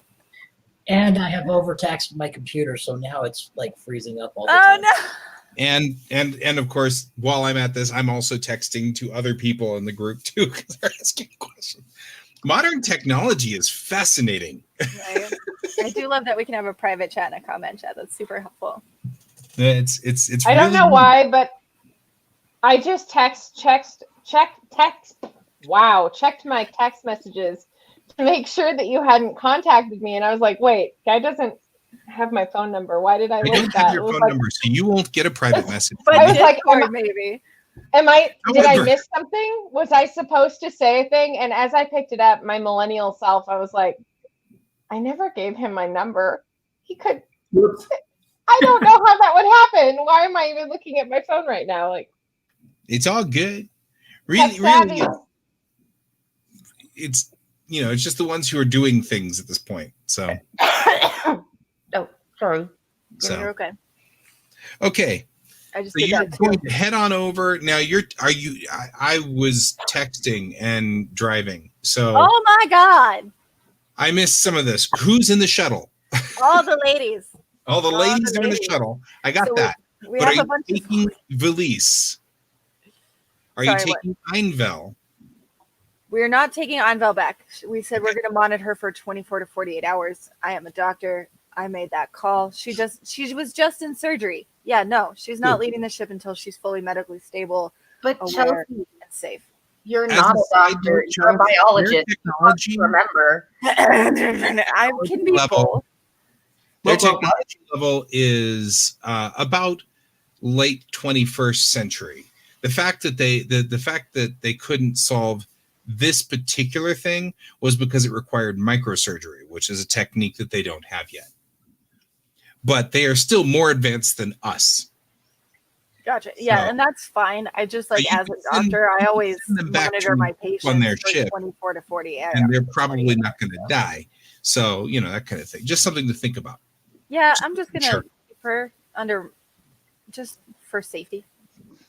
I think it's more just to give you an idea of what it's going to look like on the ship when you get there. I think that's a good comparison, right? Yeah. Like better than our tech looks around during a pandemic, Right? but worse than awesome Star Trek tech. So there's a pretty big fucking gap there, right? Yeah. How many children watch this? I try not to swear. I'm not good at it. Not We many tend to- children, because I'm on this show. Right. Every time Chelsea's on, we end up losing all of our children. Their ears bleed and they die. So, Right there with so- you, girl. okay. They all join the Navy. In it together. Right? Chelsea's worse than sailors. She's a gamer. Right. Thank you. I I'm worked. getting better. Wait, hold on a minute. Feminist break. Don't get better. Fuck that shit. You swear all you want, girl. Who gives a shit? None of these men or anybody get to tell us how we swear. But I We're heard not getting better. 13 at work is Brag the only is a problem, so. legitimate word. Mm-mm. Just saying. Frack, man. Frack is awesome. I mean, as Because much as Battlestar Galactica- there is no ring better than the word fuck. You can say Thank the you. word fuck in so many ways, and it can mean so many things to you. And I usually Agreed. use that word to express myself. So, Yeah. The show is brought to you by Geekway Homes. wow. It is a double standard that women feel like they have to Way apologize to throw for that one swearing. in there. buddy. Don't do it, Captain Lupine. I won't. You got this, I'm girl. not asking you to apologize. But no, this is definitely not child friendly, and it never has All right. been. Never, You're ever. lucky the Geekway Homes has a fuck policy. We don't care. We're Do you a give company. one or do you take them? That's the question I've got. Or do No most of fucks your houses given. just contain a room that is expected to happen in? I used to give them, but now I don't have any more, so I don't have any fucks left to give. And this ends tonight's edition of Feminist Moment. The more you know. Oh no, every show's gonna need one of those because we're starting to outnumber the guys. Don't worry. Don't worry. I have so many feminist moments. I have all of them. I'm angry. I drink whiskey, and I'm a feminist. We can Ooh, have what one every session. Beautiful. I love actually I'm going to out myself as not a hardcore. I drink bourbon and I drink cherry bourbon. That's Which okay, all of though. my bourbon is fantastic. all of my friends have assured me that it basically tastes like I drink cherry cough syrup. They're wrong. It's amazing. It goes good on ice cream. And hi, little buzzed right now because it's been a long week. Hello. But In the this question glass. is, do you ever cough afterwards? Yes, mostly Oh, from it's heartburn good because it gives me heartburn. No. I'm having that problem too. Well, I'm not having that problem, but my wife is having that problem now with wine, which is interesting. I think she believes that she might be allergic to the sulfides. No. Right? I don't think that's here's a conspiracy non-science theory because when COVID-19 happened, Putting your tinfoil hat on tinfoil right now. right now. So when COVID-19 started, I was a vegetarian, which ended quickly because I don't cook. I hate cooking, and frozen vegetarian food, news for everyone, is shit. It just tastes like shit. It's terrible. So I went and got myself some Marie Callender beef pot pies. Delicious. Awesome. And I drink them with red wine. And I have never in my life really had an issue with heartburn. But when the pandemic started getting really bad heartburn. And I think it's part stress, part the fact that none of us are as active as we're supposed to be anymore. And also that we're getting older and we don't know what to talk about. We're not getting older. We're getting older. We're all getting older. And inactivity plus red wine plus food we probably shouldn't be eating. Heartburn. I have heartburn so much. It's a problem. Heartburn, I just like ulcers and heartburn. They've been moving from it's related to they're moving towards it's changing the biome in your stomach. It's yeah. I mean, like that. I get heartburn every time I switch from home cooked meals to fast food or fast food to home cooked meals. So that makes sense. I can do one or the other, but every time I make the switch. Well, don't worry, Guy. Let me reassure you that I have not switched from my sodium frozen in the oven diet since March. Excellent. But here's the thing, universe. This is my advertisement for being a plus size person. Bunch of my healthy fit friends gained 15 to 20 pounds. I gained 5. You're welcome. I actually have lost 2 kilos. So I lost about 15. So, geez, you guys are great. Good for you. I'm gonna drink this bourbon. I gained 10 pounds and I needed to. You're like, I was gonna say, I was like, drink bourbon. What do you mean you gained 10 pounds? I'm gonna just send you some Marie Callender pot pies. We'll see if we can give you some extra warm padding for the wintertime. That sounded like shaming. You can be as thin or as fat as you want. You go, girl. You do whatever. Your body's beautiful. It's none of my business. I'm just all for body positivity. Hell yeah. So, no worries. I just is at this point. I think we got everybody on board finally. You say that. We're good. Well, you guys are okay. Accepting loving corner. We love you as well. Yeah. End of bizarre side note. Feminist corner. Back to getting on the ship. It's all good. Sorry. It is interesting that our game seems to be a sort of feminist-esque adventure. I was actually thinking when Chelsea was saying all the women will get on there, I was like, there's an animated Star Trek episode about this where all the women had to save the day. I'm just thinking that since we're meeting women on a ship and we're not sure how they we know how they feel about a half Vulcan male, I really do want to meet them on their level and make them feel comfortable. No, it's totally cool. I'm just trying to level that playing field to show trust and then asking if I can bring some men on board because our first contact was a little rough. So I want to make that second contact that much better. As somebody who has messed up first contact real bad a couple times. Yeah, I'm good at first contact. I wasn't actually complaining. I was just all of a sudden thinking of the Lorelei signal, which is an episode of the animated series. Yeah. But yeah, I just want to meet them on a level playing field and then maybe ask their permission. I didn't get to the end of my question, which was, are we taking the lease on the shuttle? Are we sure? Why not? I don't know Minister who that is. Release, are you on the shuttle by choice, or are you going to stay on the Oh, versatility? the minister No, said, yeah. Sorry, I'm sorry, minister. Valisa's opinion is her first duty is the cultural exchange conversation. Although she is interested in getting a tour of the versatility, that's where her first duty is. So wherever that cultural exchange conversation is taking place is where she needs to be. So that's up to you, Captain Lupine. Where are you holding that particular discussion? We kind of want a tour of their ship, didn't we? Yeah. So we should probably do that on board their ship. Very good. We'll I meet just them need there to know- with gifts at their ship. For my visualization, I just needed to know where Valise was Oh, and where gotcha. Einvel is. You know, Einvel is still, Einvel's still in med bay, medical. and she will be monitored for 24 to 48 hours. So, Right. Okay. Gotcha. Cool. Thank you. yeah. The shuttle toodles over and docks with the side of the ship, which docks with the side of the ship, and you guys go aboard. There are a number of people who come up to Valise and welcome her back, and all of this kind of obvious chatter. There does seem to be a couple of the guards that were there before, but they seem to be holding back. They don't seem to be aggressive.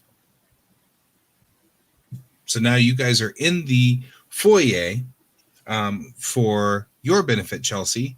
The area is very elegant. It's a lovely, very pretty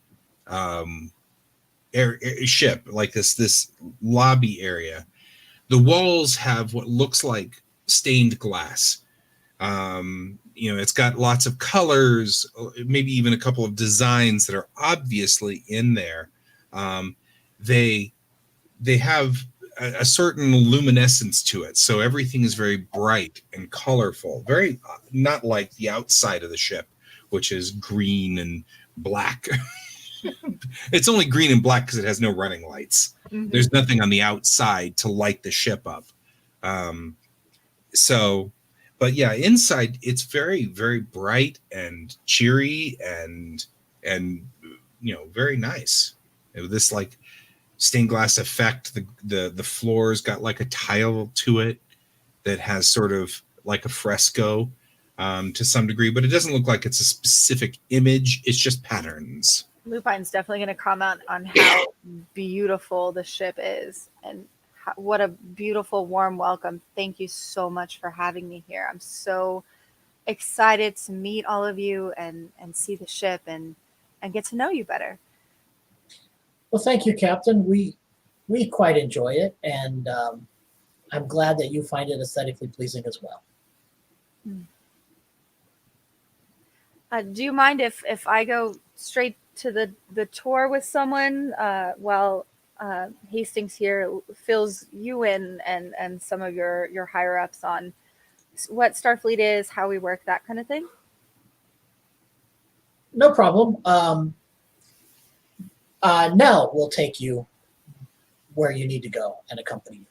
Fantastic. Thank you so much. I'm going to take Zolarina with me. She's an engineer. She's just going to take a look around. She wants to make sure that everything's functioning correctly. And if there's any way we can help you at all, if anything's not running or something like that, she can help out. If you would like, we'll make sure and pass that by you before we make any adjustments. Very good. Thank you. And we'll wander off. Okay. I have to get a... Also, now that I'm on the ship, am I getting a stronger vibe of where this pond are? You're not getting a vibe of where specifically yet. It's around you somewhere. But you are definitely getting a sense of Ponfar. Okay. And now that she's told me about it, am I also a little bit more... do I notice it more? Yeah. I've shared this feeling with her so that she kind of understands from the empath side. Right. So, when you walk into a house and there's something not right about it, and oh yes, that's that's the way it feels to you. You can't pinpoint it. You can't put it down somewhere, but you feel kind of like somewhere out there is distress. And you can feel not pain, just distress. That's freaking concerning. So, okay, for Chelsea, Nell takes you to down a few stairs to there's a large open area with a lot of people. It's like a marketplace almost. And it's huge and open, and at the end, down far away down at the end there, you can see an opening that starts to lead to the spiral that is the long shape that makes the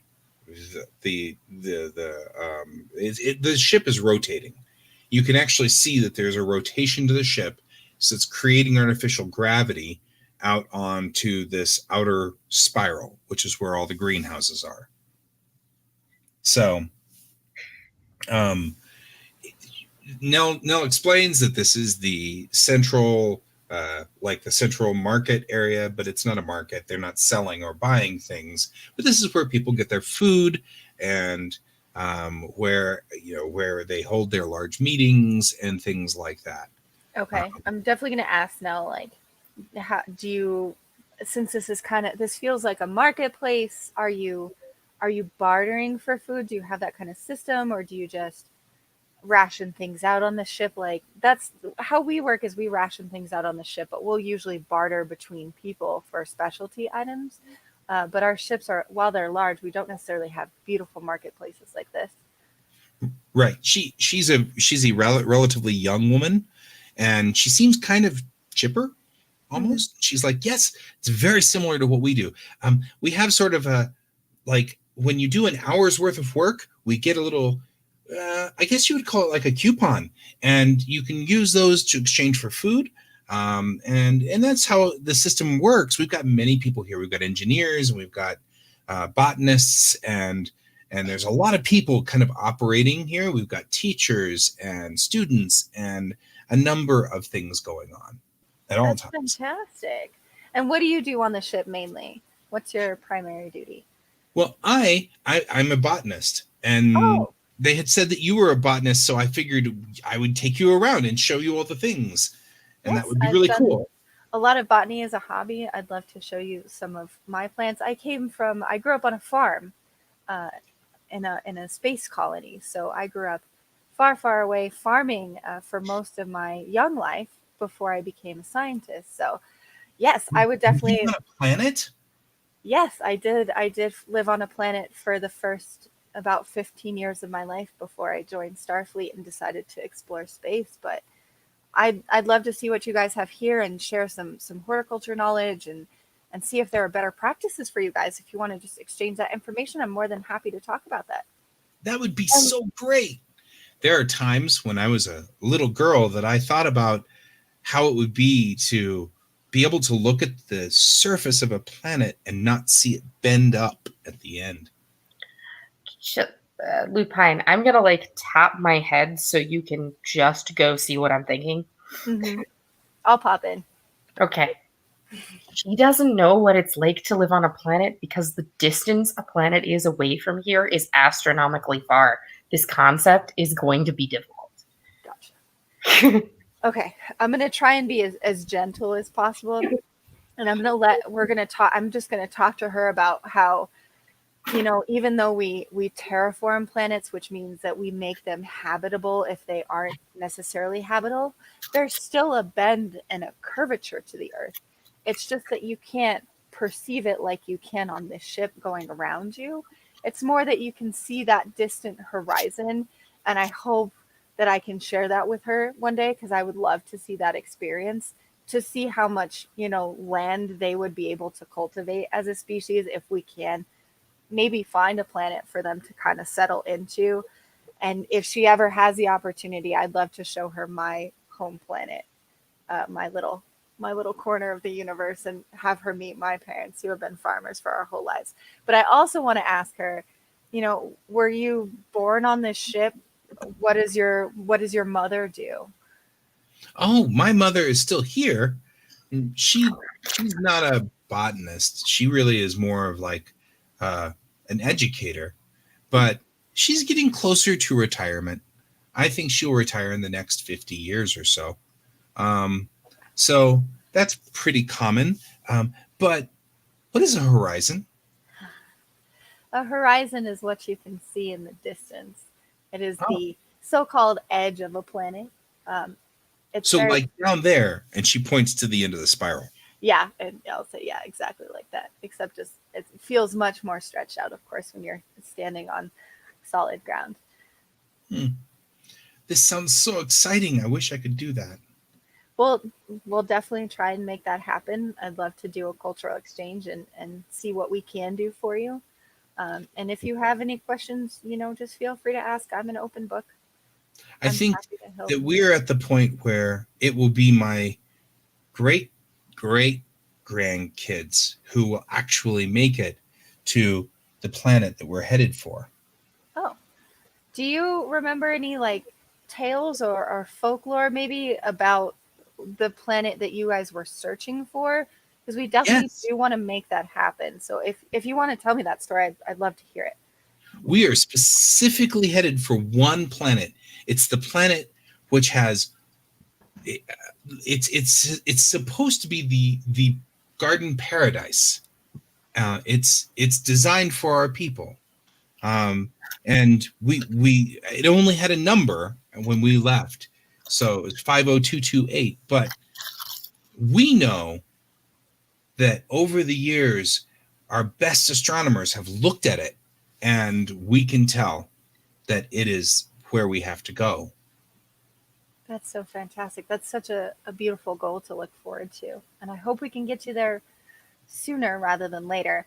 I'm going to ping Marcus and see if he can just kind of do maybe kind of like a Morse code to see if he can look into and see if there's in our records a planet called 50228 possibly.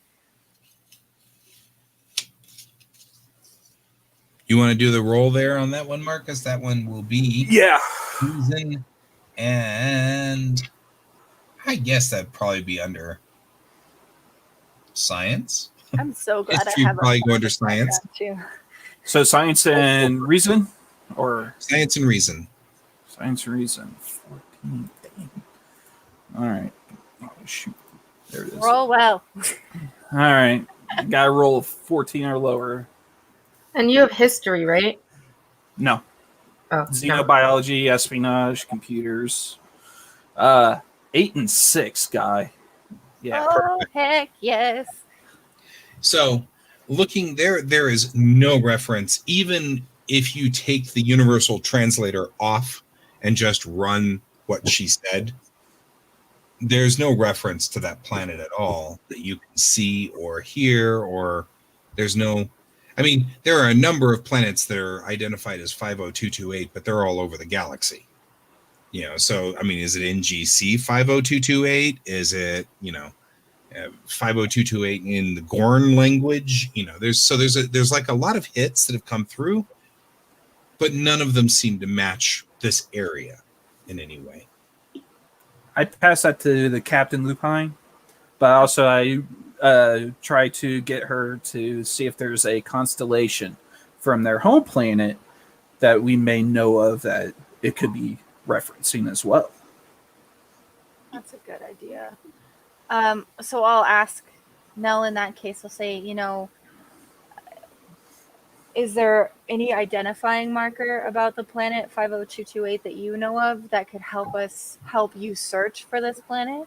Are there any identifiers or, a specific trajectory that you were following that you know of? I know this might be a little too complicated. You're aimed right at it? Yeah, it's 17 units away, and we're pointed right at it. You don't know what a unit is. They're obviously speaking some language that something that doesn't. So there's a translator glitch there. There's a translator glitch, but how long does it take to travel a unit? Oh, it takes us just about Probably. See, now you made me do math.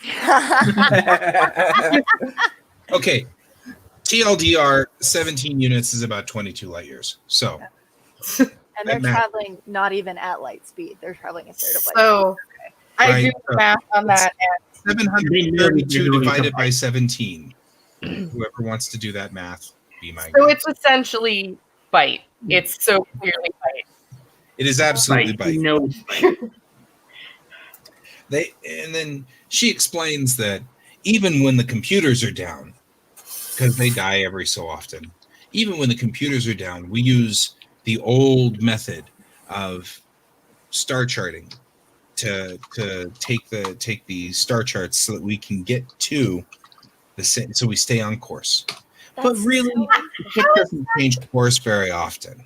Do you have what method do you use to correct course? Because you don't seem to be generating any sort of energy propulsion. Oh, we just keep little thrusters on the side of the ship that so they burn just a little bit of fuel. Gotcha. We don't need to make big course corrections. I mean, really, honestly, as you well know, because you're all spacefaring, if you go a long enough direction, one little change of just a degree or two is enough to make a 10,000 unit distant change. So we don't need to make a big change.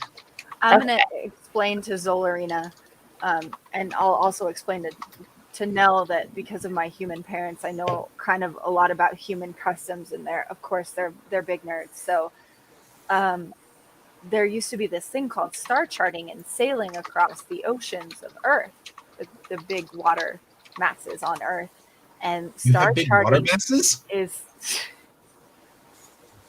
I can't word for Is that why you have an astrolabe in your office decoration set? Absolutely, it is. That does explain that much more clearly. So, star charting is exceedingly accurate, and I could see how it would be accurate in space. I just never thought to apply that because that's old Earth folklore. So that's very interesting that you mentioned star charting. Do you know what happened to the home you left, or why? No, I mean, really, we know there's a lot of tradition of handing down stories from person to person, to generation to generation. It's why we have teachers. But we saved all the information on our computers, but our computers keep getting erased for one reason or another. We'll go through a storm, or we'll go through a highly charged electrical field, and it will erase our computers, and we have to start all over.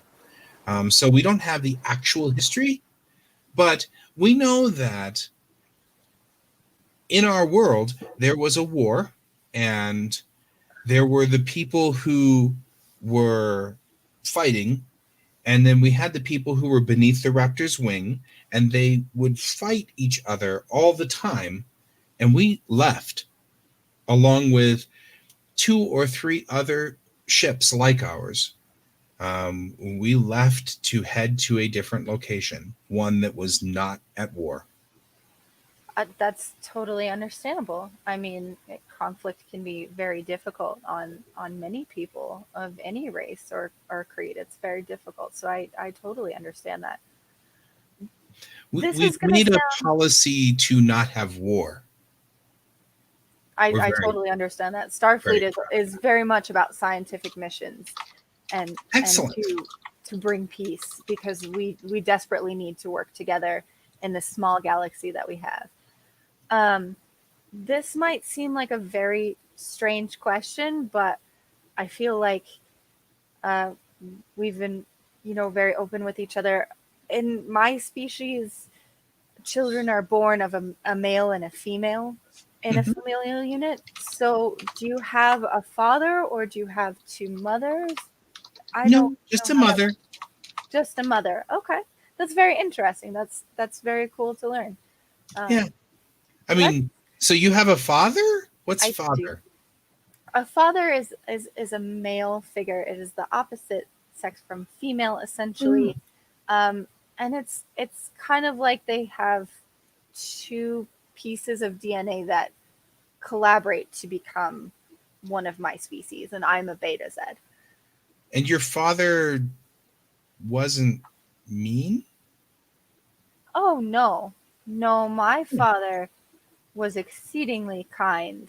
He taught me a lot about farming, and he was the one who actually pushed me to venture out into the stars. I wasn't sure if I wanted to stay at home and make my own little farmstead next to theirs. And he said, you know, you love science, and the science that you love is about people and around people and their health. So you should go and help people out in the stars. And that's why I'm here, because of my father. And I love him very much, and I love him just as much as I love my mother. But I'm very happy to have both of them. I think they really shaped my idea of what I wanted my world to be. You are a very alien race. Very interesting. I understand. You're very alien to us as well, which is why I ask these questions, because bonding and getting to know each other is such a good thing, because there are so many different types of species in this universe. You know, it is humbling to feel like we aren't, you know, all the same. I wonder what it would be like to have a father who would teach me farming. How very interesting. Oh, it's very strange. It is very strange. It's I hope someday you can meet I don't them. know. Maybe we'll It's be okay. able to arrange that cultural exchange, and you can meet my parents. I'd be very happy to host you on my home. I'd love to. But I noticed that you have men, and your men don't seem to be violent or mean or I kind of see a theme coming up. Is there a history with the wars where was that incited by men in your culture? it was very, very brutal, they said. They said that it was a very brutal war, and there was lots of killing, and that's why the killing was from the men. And men are dangerous in our culture, I guess. They're much more dangerous than your men are. You're very lucky. I'm sorry. That must be very difficult. And you know, that's kind of why we brought our women to the ship, because we wanted to make sure that you were all comfortable with us, because this is a new experience, and we are kind of learning from each other. So I hope maybe in the future you'll get to meet some of our men in a comfortable environment so you can see what they are like. But we're very progressive. We understand that you're aliens and that your men are probably not dangerous. What happens to your men? What do you mean? Well, obviously, some of you get pregnant and have them. So what happens to them? Oh, that. There's a whole ritual behind it. It's okay. Oh. But we kind of don't talk a lot about it. And it's kind of all handled by the priests. So I don't really know. Maybe in our cultural exchange we'll talk to the priests about that to better understand that piece. That makes sense. We kind of had that on Earth, or on my colony as well, but it was mostly for marriages when two people came together and put their lives together before they had children. They would get married. They would be bonded together, not physically, but spiritually. And what is marriage? It's kind of like a commitment to another person, stating that you will love them and honor them and work with them in life to each be better people in a way. We have pairs like that too here. Oh, you do? That's fantastic. It's a beautiful, beautiful thing. It is. And for my parents in particular, it was very special to them that they were married, and I was brought up in a good and Yes, Care home. that's how we care for our girls. Oh, okay. Naturally. It's with pairs or triads. Oh, that's so sweet. I love it. Love is love is love, I say. Let's move on to less serious topics. I definitely would love to see what you've got going on with your biomes, if you would permit me to come in, and let's chat a little more science on that end, because we're both experts in that field. She leads you down the stairs into the marketplace.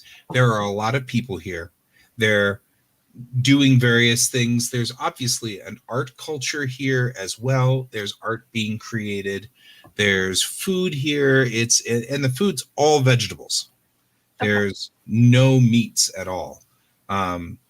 So it's a completely vegetarian, but you can see things that are obviously like legumes or beans or something to that effect. So there's proteins involved in here, but it's definitely vegetarian.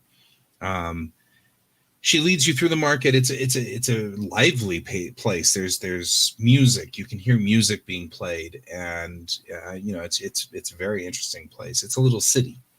Then she leads you out into a platform, which then starts the spiral going up and over you. It's huge. It's a massive ship.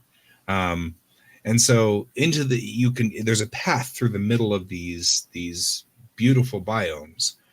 The spirals have a glass protective shielding of some sort, or a transparent protective shielding, may not be glass. But the biomes then lead for probably, you could estimate that it's many kilometers of spiral that go down to the end of the ship.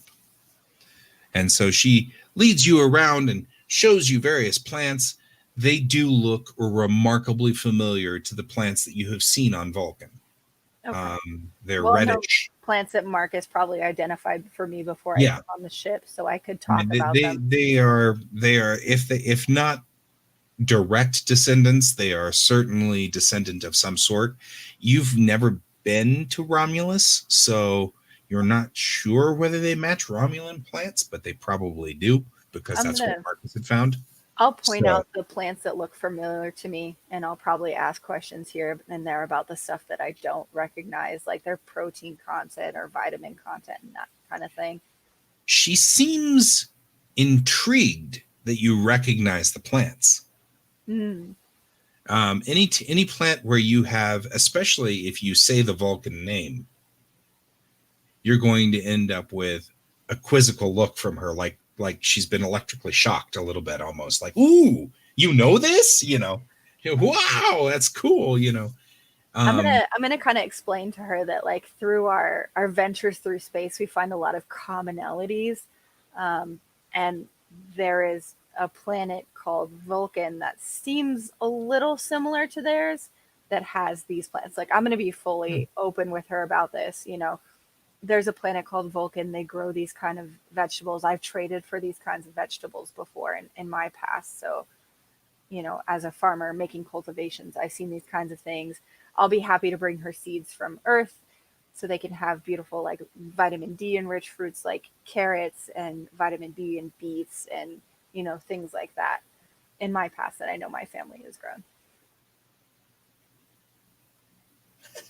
Because I don't see a need to hide that from her. Joe's doing the math for me. I feel like there are so many. Might even be correct. We give them apples. Oh yeah, apples and like lemon and lime and beans, all different types of beans.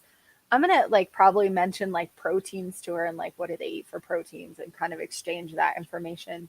Right. And like I said, they're at late 21st century. So, I mean, it's not like you have to explain what a bean does for your body and how it. Right. I'm just making sure it's a part of their diet before I mention it. They seem to have a remarkably balanced diet.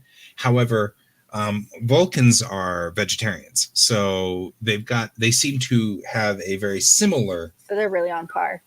To the Vulcan people. Gotcha. Okay. I don't see a need to really take any samples of anything, honestly, because we know what most of this is. While you're out there in the greenhouses, though, you're feeling further away from the source, that mental source. Okay. So wherever that person is not, in fact, in the greenhouses. Okay. They didn't bury the body. I'd still like a few samples if possible.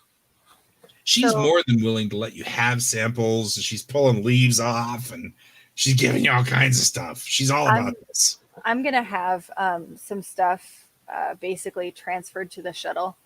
I'll have some stuff, plants that are fully grown in bag, seeds. and she starts putting stuff in the grocery bag. She's all about this. She's so excited because not only that, she's geeking out, right? She's telling you all the names and what hybrids they are, and how how they've been working to splice these two genomes together, and yada yada yada. And she's going through. Send this information up to Marcus just so that he can kind of keep a rolling tally, just in case we need to look back and see. As far as I know, are there any poisonous plants that I can kind of see, since I grew up as a farmer kid? Yeah, a lot of plants can be poisonous and are often used for food. I mean, give anybody a ton of aloe vera and they, Yeah. The potato is poisonous on its leaves, but edible in its root. Cashew. The cashew is completely nutsoid poisonous, and everything except for the middle part of the cashew. I'm learning new things. What's amazing about that is right up until the point where you cook it, and then it's fine. Yeah. Oh, gotcha. So somebody had to have died eating cashews to learn these things. The fact that celery is related to hemlock, and yet we eat celeries.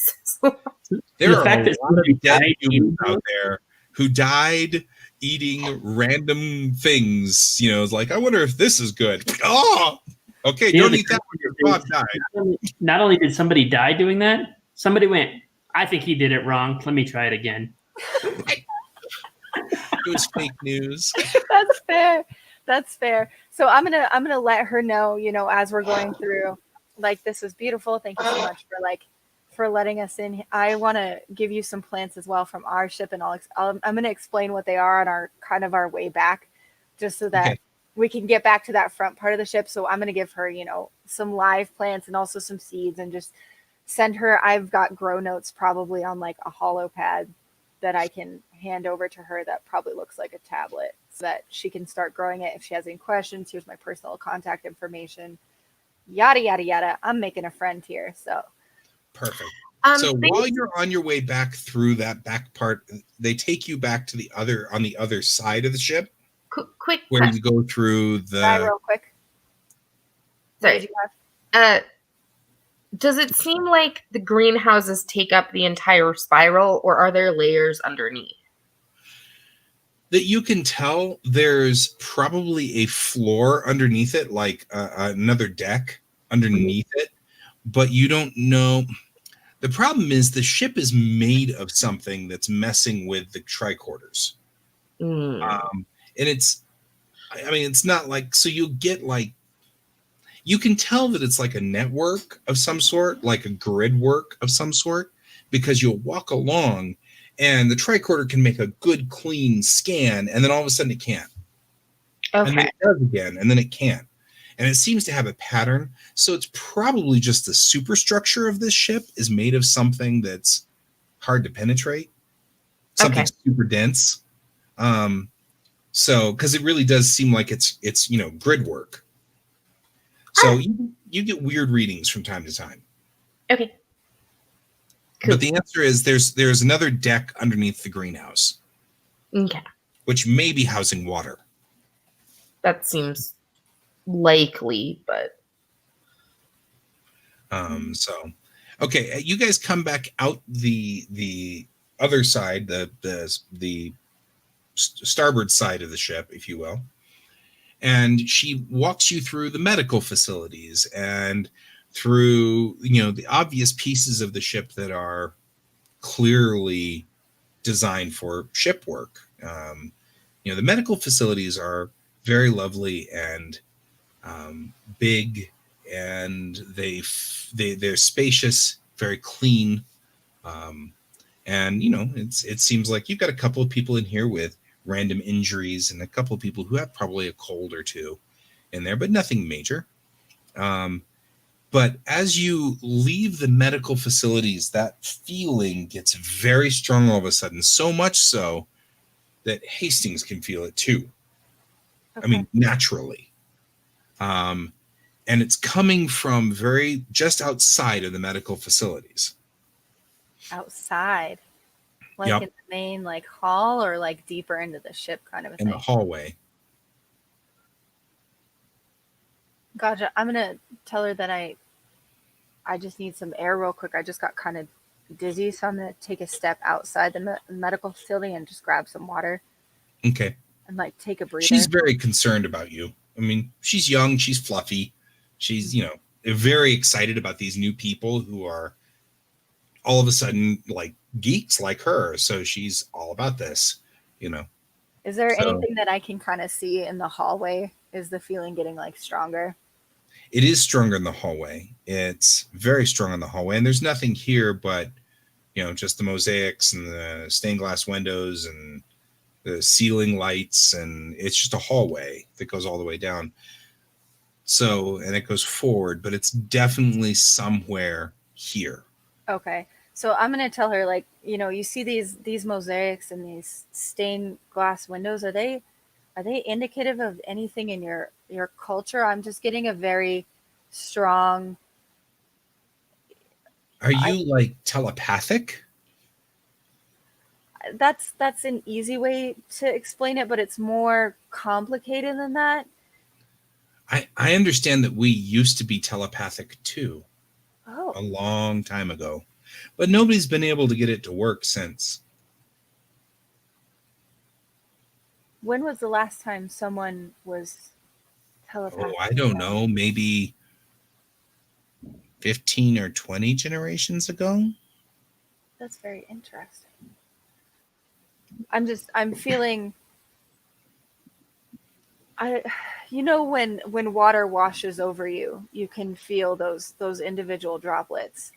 I'm kind of getting that feeling across my skin, and it's kind of just overwhelming my brain at this point. And that's the easiest way to break it down and explain it, because it's a little more complicated than that. But I feel things kind of in a heightened way to some people, and some people consider that telepathy. Maybe you're feeling the sick people in the medical area. I don't know. It definitely could be the sick people.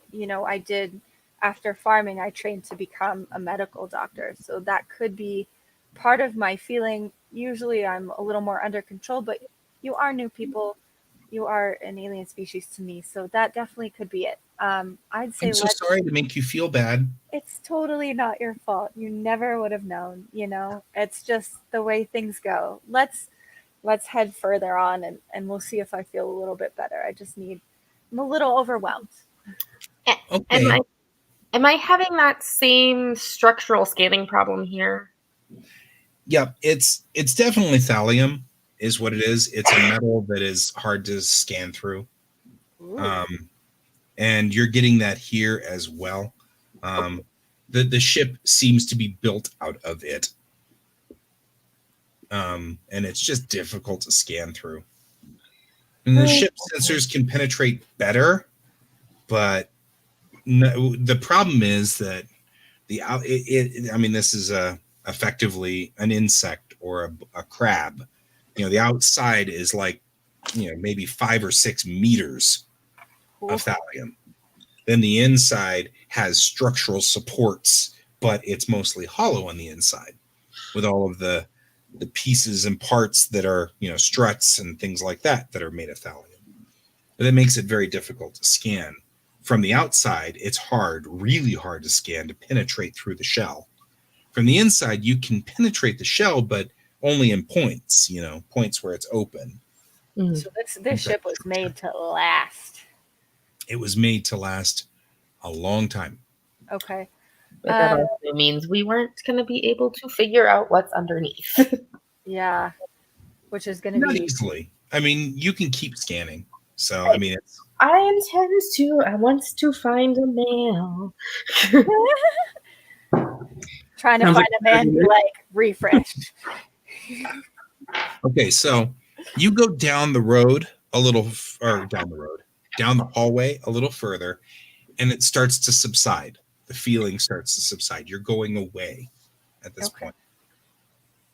I'm going to tell her that I'm feeling a little bit better. Maybe it was something in the medical bay, but I didn't see very many sick people in there. Sometimes people die, and that's very sad. Maybe you were feeling somebody dying. I don't know. That definitely could be what it is. Like I said, we're new to each other, and so I don't know you as well, and that definitely could be it. Thank you. She's gonna lead her over to the ship pod. She's like, I've brought you a couple things that you can try, and here's these seeds and here's these plants, and just thank you so much. And I consider our time spent together very valuable for both our species, and I'm very happy to help in any way I can, and just You managed to get all of these things here so fast. I don't think anybody even noticed your shuttle leave and come back. I know it's the benefits of technology, which we can definitely explain at a later date, but I definitely want you to take these, to try these. This is a carrot. It's one of my favorites. Here's a beet, which is also one of my favorites. It's an interesting taste. It might not be to your specifications. I'm gonna love these. Apples. Thank you so much. Yeah. So I'll just make sure she kind of gets those situated in one of the biomes, that's kind of probably isolated, so that they can splice and figure out things, and just give her my contact information. If she has any questions, she can call me directly and that kind of thing. And let her know that I want to spend some time with the minister as well. But if she ever needs anything at all, just shoot me an email on this little device, and I'll give her a device that she can communicate directly with me. Okay, that works. So, then are you going to part ways with Nell? Yeah, I'll part ways with Nell, and I'll go over to Hastings and see how things are kind of going between Hastings and everyone else. How have they been going? Well, that was the what do we go plot B of this episode. So, meanwhile, in plot B, we had Hastings and Valise talking. So once we get back on the ship, I'll ask Valise where she would like us to go to discuss kind of the events that have occurred, and answer questions, and talk to individuals from her community. I would be comfortable on either ship, with, of course, the caveat that there be a reasonably limited number of people there, and the people who are there would be appropriate people. Well, I would love to meet your people here. We can talk on this ship, because we're already back on your ship, right? Okay. We all went back over together. Come this way. We have an area that we can use for a reception. The conference rooms here are, of course, just like everything else, lovely and beautiful, with the elegant mosaics and the stained glass and the lighting panels that make it very bright. It's clear that the idea here is to keep everything very bright and colorful, because probably space travel over a long period of time is depressing. So it's clear that the build here is designed for that. Real quickly, Luna, would you please roll? I would like reason and science, please. Okay. Your tricorder has found something. Maybe. Well, I got a 1 and an 11, and that is definitely under 17. Yeah, and the one's definitely. Yeah. So that's 3 successes, which is very good. Good, because I was about to pull a fallen hero here. So, you know how I was saying that the walls were stained glass? The threads between the glass are definitely thallium. So the structure, and they're either like soldering with thallium or whatever. However they're building the stained glass, it's with thallium. So all of the structure, and you actually can see it also in the floor. The mosaics are built with thallium in between all of the little plates to make all of these things. That actually makes sense because I know a little bit about stained glass. They need a metal that they can bend around the glass that will hold it carefully. So it makes sense. That it would just be thallium instead of, I think it's lead.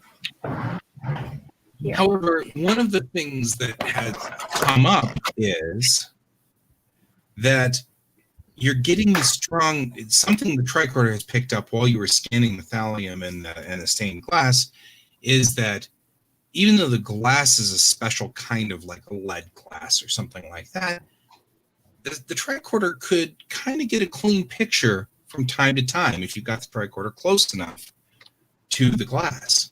There's something beyond the glass. Knew it. There are cavities beyond the glass. Is there, if I try to very specifically concentrate in like a place where there's a slightly larger piece of glass than the others, are there life forms beyond the glass? There are. That's what I thought. I'm gonna go looking for an access panel. Okay, back to Elise and Hastings.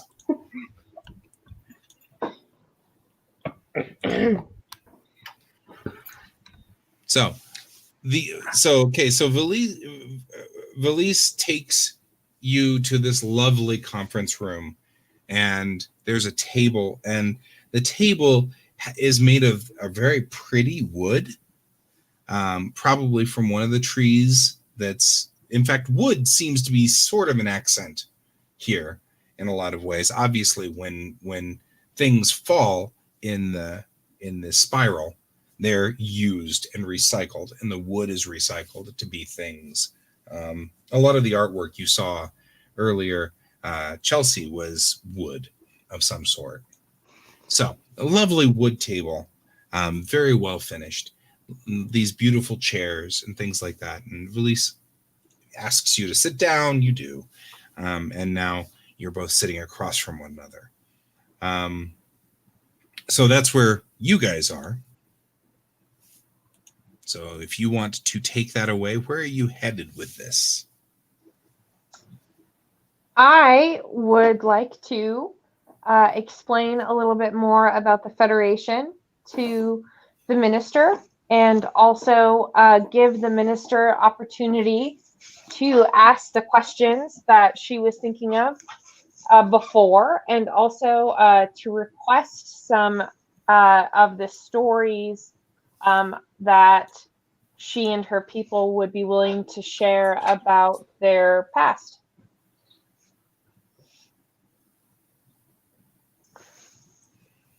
I would be very happy to tell you our stories. Shall we begin there?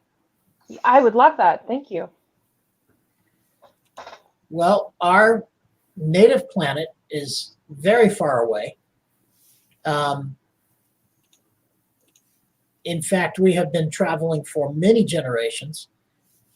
We left our planet at a time where it was being destroyed by war, and there were many groups, all of them violently fighting. And we are a community of peaceful people who do not wish harm, but could not thrive in such a war-torn world. And we and some others elected to leave the planet, and we were set for the destination planet, and we've been traveling for 155 units. Do you know how much, how long a unit is? Well, I mean, it has been if you say almost 27 if I come up to you and I speak only metric and ask you how far a mile is, but you don't speak metric, how are you going to tell me how far a mile is? Just gonna walk it. Come on. We're just gonna walk all the just way keep back to walking. the search your planet. I'll Let's tell keep you when we going. get there. We're not there yet. Keep going. 5,000 years later. Still going. Yeah. Oh, that's funny. I figured out how to ask this question to get the math. You can do it. What? You can do it. You want me to get the map? Okay. No, I already figured out how much a unit is. You got to get there. Oh, honey, I have dyscalculus. That's not going to happen. And if I have dyscalculus, so does Hastings. She doesn't know what the fuck is going on when it comes to units. She doesn't know. She has no idea. Right. Well, I don't have a way of communicating. How many generations did you say, Joe? I'm sorry, what? I think it's like 11. How many generations did you say? 27. Yeah. 27 generations. Depending on how old a There you go. generation lives to be. Side knowledge of Vulcan history. Look up later. I mean, we already know it's a couple thousand years, but yeah. Anyway, continue.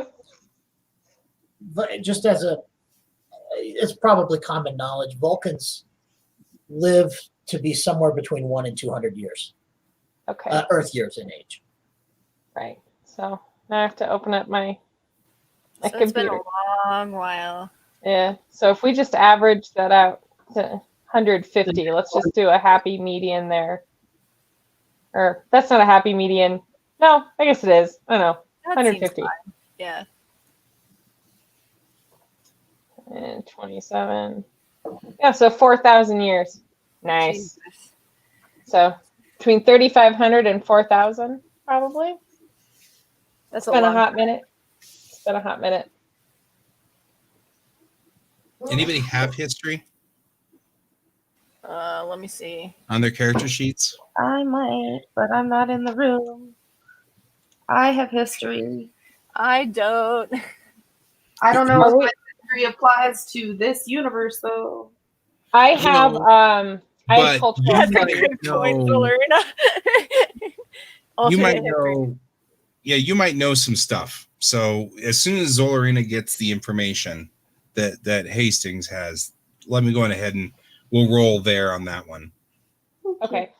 And I have cultural studies, which is not the same. So It's not. I mean, you're doing great with the culture and just keeping everything calm here and everything like that, because you don't freak out about weird cultures, and this is definitely a weird culture going on, and so you're not freaking out because of that. yeah, not the same though. Not quite Not the the same, same. but no. That's a very long time, and I'm actually gonna go out on an exciting limb here. Not that I didn't say it. Anyway, so about how long would you say that your people live? I wouldn't even know how to gauge that. That's so many generations. How long is one generation for you? Well, I calculate, our people calculate generations not by the full lifespan, but by essentially the years in which a person is most active. But more importantly, the years are going to be different. Yeah.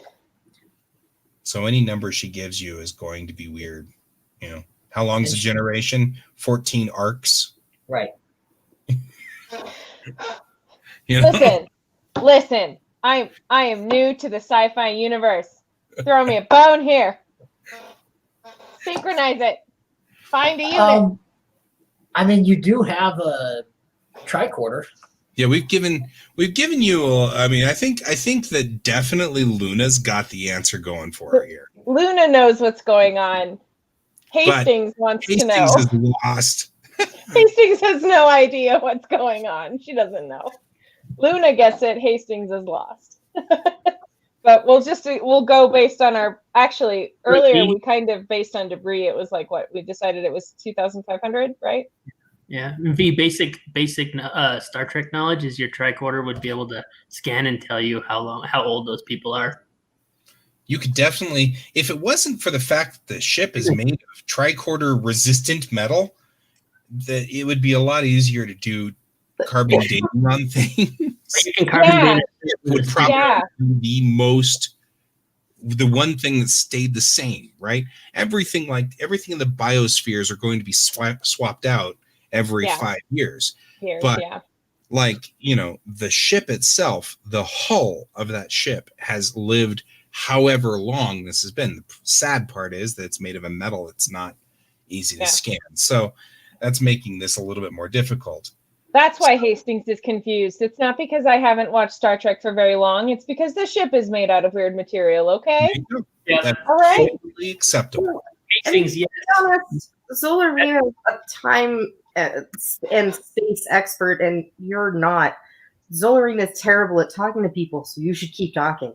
This is a sidebar conversation that isn't actually happening with the ambassador. I just would love to. That's my biggest confusion with Star Trek so far, as someone who legitimately, not as a joke, I have a severe math learning disability. One of the hardest things for me with Star Trek so far has been how they figure out math, anything, because it doesn't make sense, and I don't get it, and it makes even less sense. Because it's physics-based, and I don't get The math in Star Trek is largely made up and does not actually follow the rules of actual math, so don't worry about it.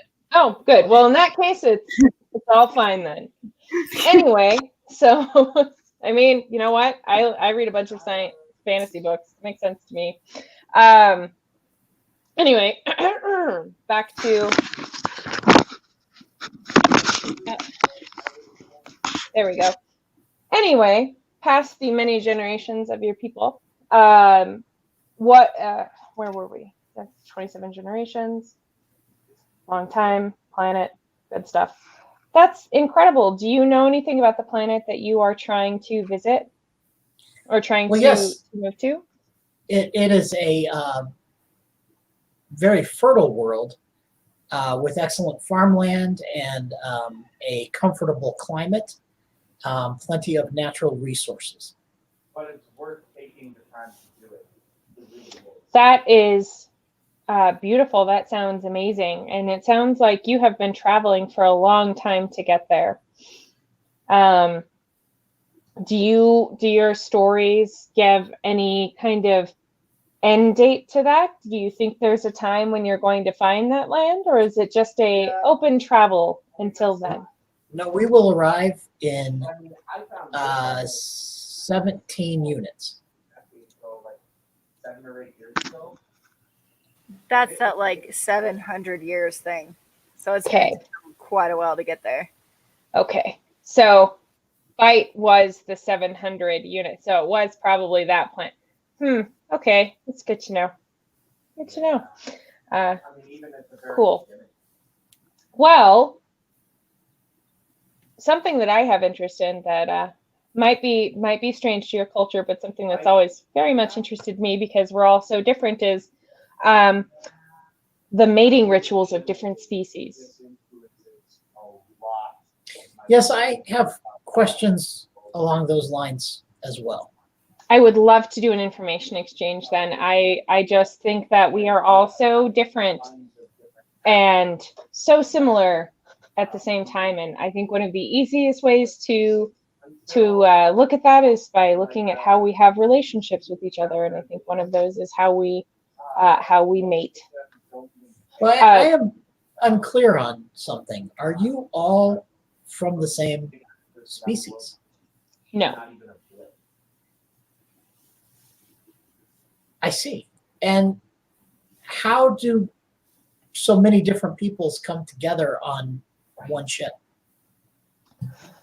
Because a lot of our people have long since passed the time when we find fighting to be the best solution for our conflicts. And instead, we have found that working together in friendship and in exploration is a much more fun and more profitable way of living. And it means you get to go on adventures and meet peoples and go to places that wouldn't have been possible before. And a big part of that is having an open mind and being open to change. Well, we share that philosophy, but I still don't understand how you come to have so many different peoples on a single ship. So, quite some time ago, I think that by this time, you and your people were already in these beautiful vessels sailing through space. Space on some planets, space science on some planets got a lot better just rapidly. And it meant that we were able to leave our solar systems and meet people that we would never have thought it was possible to meet, and meet species we never thought it was possible to meet. But part of that was also understanding that we couldn't just fight everyone we met all the time. You know, that's just not how it works. It can't function that way. And so part of traveling space, part of having this great and beautiful technology is the understanding that we can't cause harm or destruction to each other and to other people. And it means that once we became friends and once we met new species, new civilizations, we were able to kind of meet and make compromises with each other so that we could all explore together. What I don't understand is you must have enough of each species on your ship to keep each species populated. How do you maintain so many different ecological needs and mating practices of several species? Lupine can probably help you here. She's probably given you informational vids of her training when she was in Starfleet that explained very basic concepts at a very introductory level. So you can probably show those vids to the minister just about interspecies relations on the ship, who's compatible based on their DNA, you know, what difficult problems there can be. So like there can actually be like these little like 10-minute videos, and like the doctor can explain more if you need more elaboration. So YouTube video. So YouTube for mating. Come from? It's not porn. It's just YouTube for mating rituals. Is that it? It's not porn. Purely medical. It's medical theory. It's dull as hell, but it's talking about like how certain species react to each other, like Vulcans and humans. Okay. Vulcans and androids. Probably not. You know, don't let the beta set mate with a Dustin's Vulcan. like, how did you turn our game into Rule 34? My face will, as I look at the minister, my face will go distant and stony for a minute, as if remembering many boring events from my past. And I'll say, well, I mean, I have videos if you have time. Well, how many people are on your ship? Well, that's an interesting question, because are you asking about the ship we have here with us right now, or do you mean the ships in the Federation? Because when we first met, I mentioned that we were envoys from the Federation. So are you talking about how many different types of aliens serve with the Federation and travel with them? Or do you mean how many different alien species are on the ship we just came off of? How many people and different species are on the ship we just visited, where Einvel gave birth to her child? How many species? There's a ton. There's a ton. The good science term. The Van Valkenburg's crew. No, you were on the Versatility. Its crew size should be in the neighborhood of 400 people. How many species? Hold on, let me pull up the crew list, which is probably only 6 or 8 people, but there'd at still least that'll give you a place to be start. a good variety. Yeah. Because I mean the Federation has scientists from everywhere. And I mean you at least have the base species, right, that are happy in the Federation. Yeah. My screen share, if anybody can look at it, I got it. Is showing the named characters on the Versatility right now. So you have Andorians, humans. Yeah. Who's the hybrid? You've got a trill. Me. You the hybrid?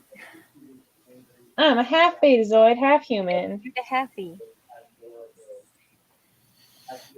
Well, I mean, you could probably explain like your childhood growing up with a human mother and a Beta Z father if you wanted to get real personal. Yeah, I'll probably go into that a little bit. I'll give a. So this is just who we have named on the crew. So since you keep track of all this stuff, Joe, just pick a random number of species off the top of your head that you think makes sense for that ship. And considering they're the Federation, I'm just gonna go with that. Well, maybe start with the captain.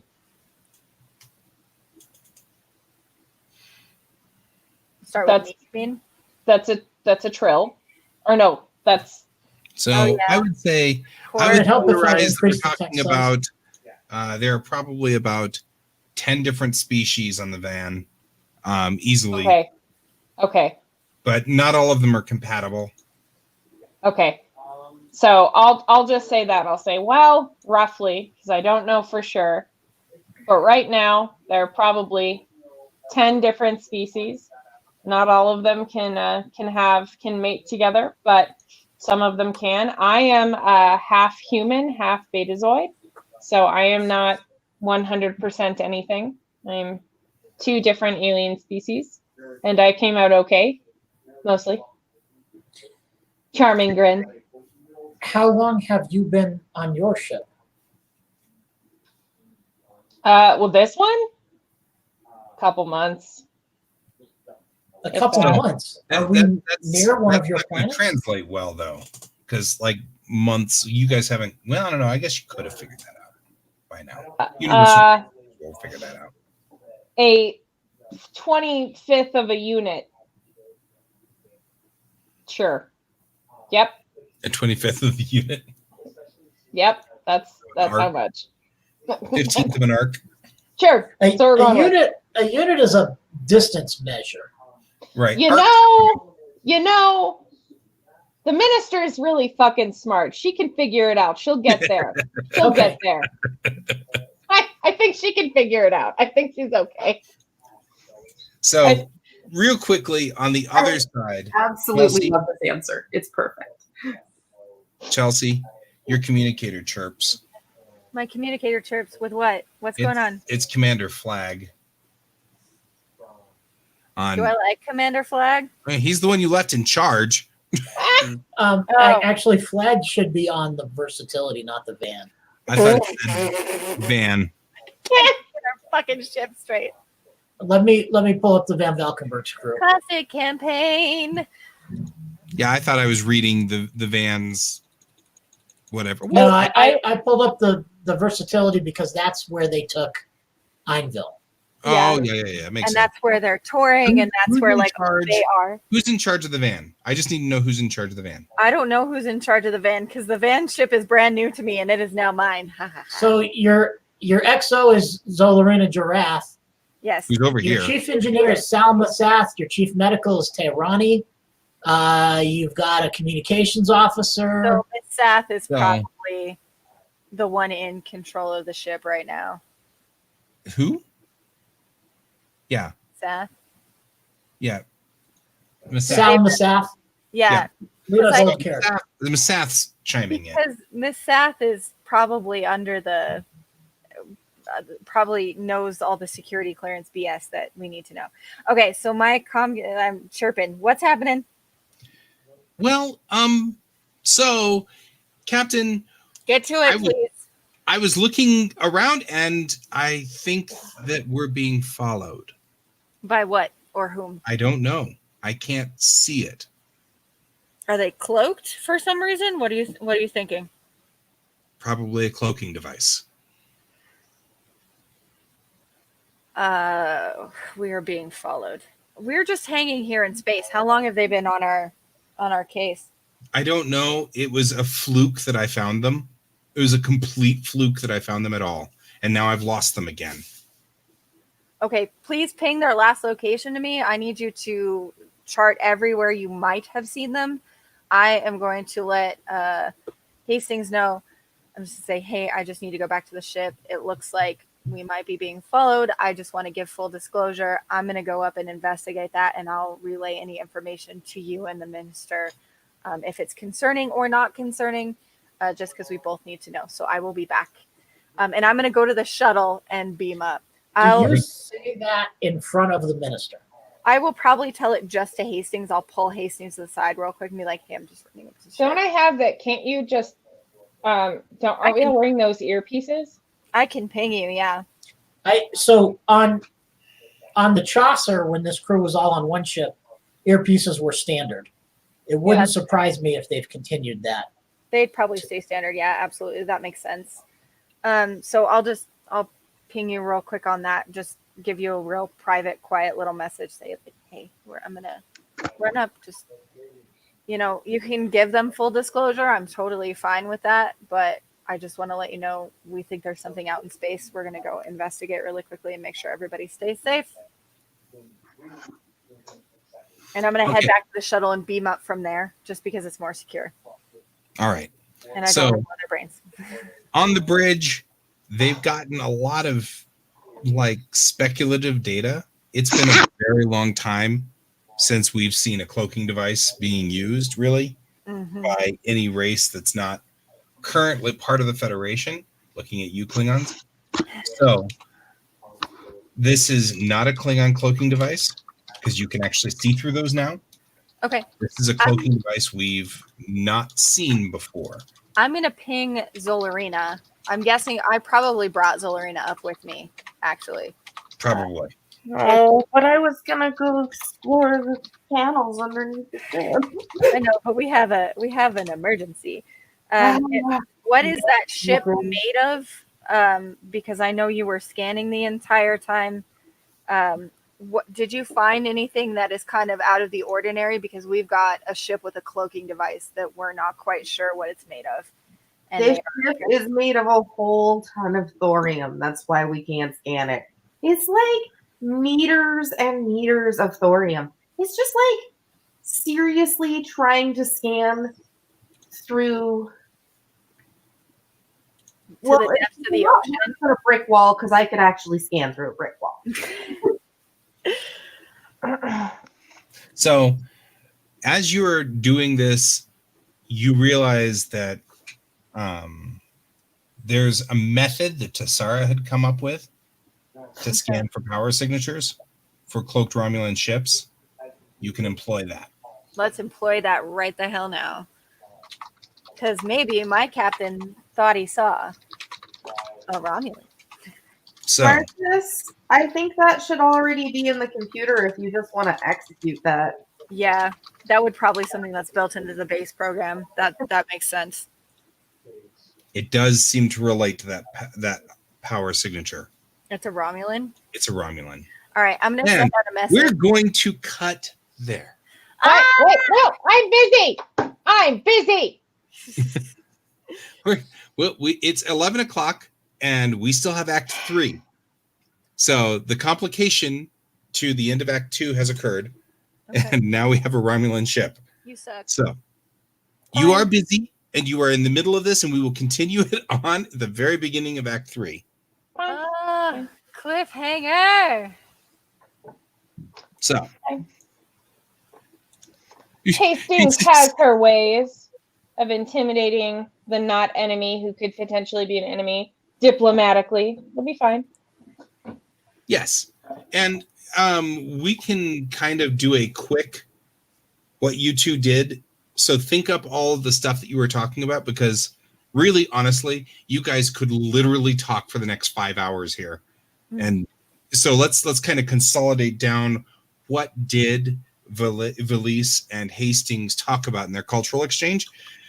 Mostly because I kind of don't want to go through another 2 hours of this is how sex works, which is kind of where we were kind of gunning at this point in time. And I was like, well, I wasn't gunning toward how does sex work because I don't care. I was trying to find a way to get the minister to talk to me very specifically about what they do with their men, basically, because we already kind of know something fucked up is happening. I just wanted to know like what their spin on it was because the elders do know.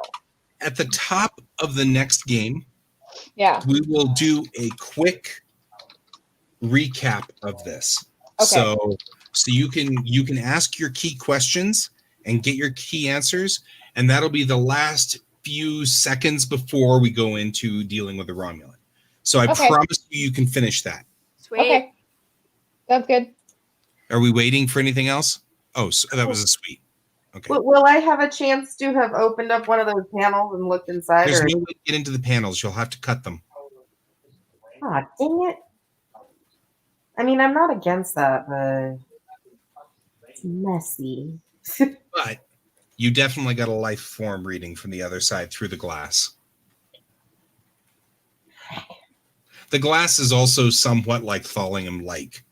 I mean, it's kind of like, when we make glass that's lead, and then we put lead between the panels of the glass to make our stained glass. You got lead glass with lead in between. It's like, this is what is it with lead? And they have no obvious way of getting down to the other layer, do they? Not obvious to you, no. There's no clear way of how this works. So anyway, okay, cool. Well, that is the end of Act 2 of this. So we will start Act 3 in 2 weeks. And thank you for joining us, everybody, tonight. I saw that we had Jeremy and Troy. Troy, of course, made some comment about our moms. So, being Troy. And then we had a Ricardo who was saying something in Spanish, which looks very much like, what is this conversation? So I think he's lost. So it's complicated. So I don't think that helped us any. I'm sorry that we couldn't help you out on that one, but thank you for joining us on this. We had Rebellious Pastry here tonight, and I'll shout out to them. And we had Motku, who came in from YouTube. That's fascinating as well, because I don't think we've ever had anybody in from YouTube before. So thank you all for joining us today, and we will see you in 2 weeks. And I will have to switch all the pieces over so that I can do the thing with the end credit. Oh, you got the end credits, Chels? No, let me see. Oh, I'll get the end credits. I can try. I'll get the end credits. I got it. Which one's the end credits? Okay, bye. I've been Guy. I've been Chelsea. And this is Geek Tank.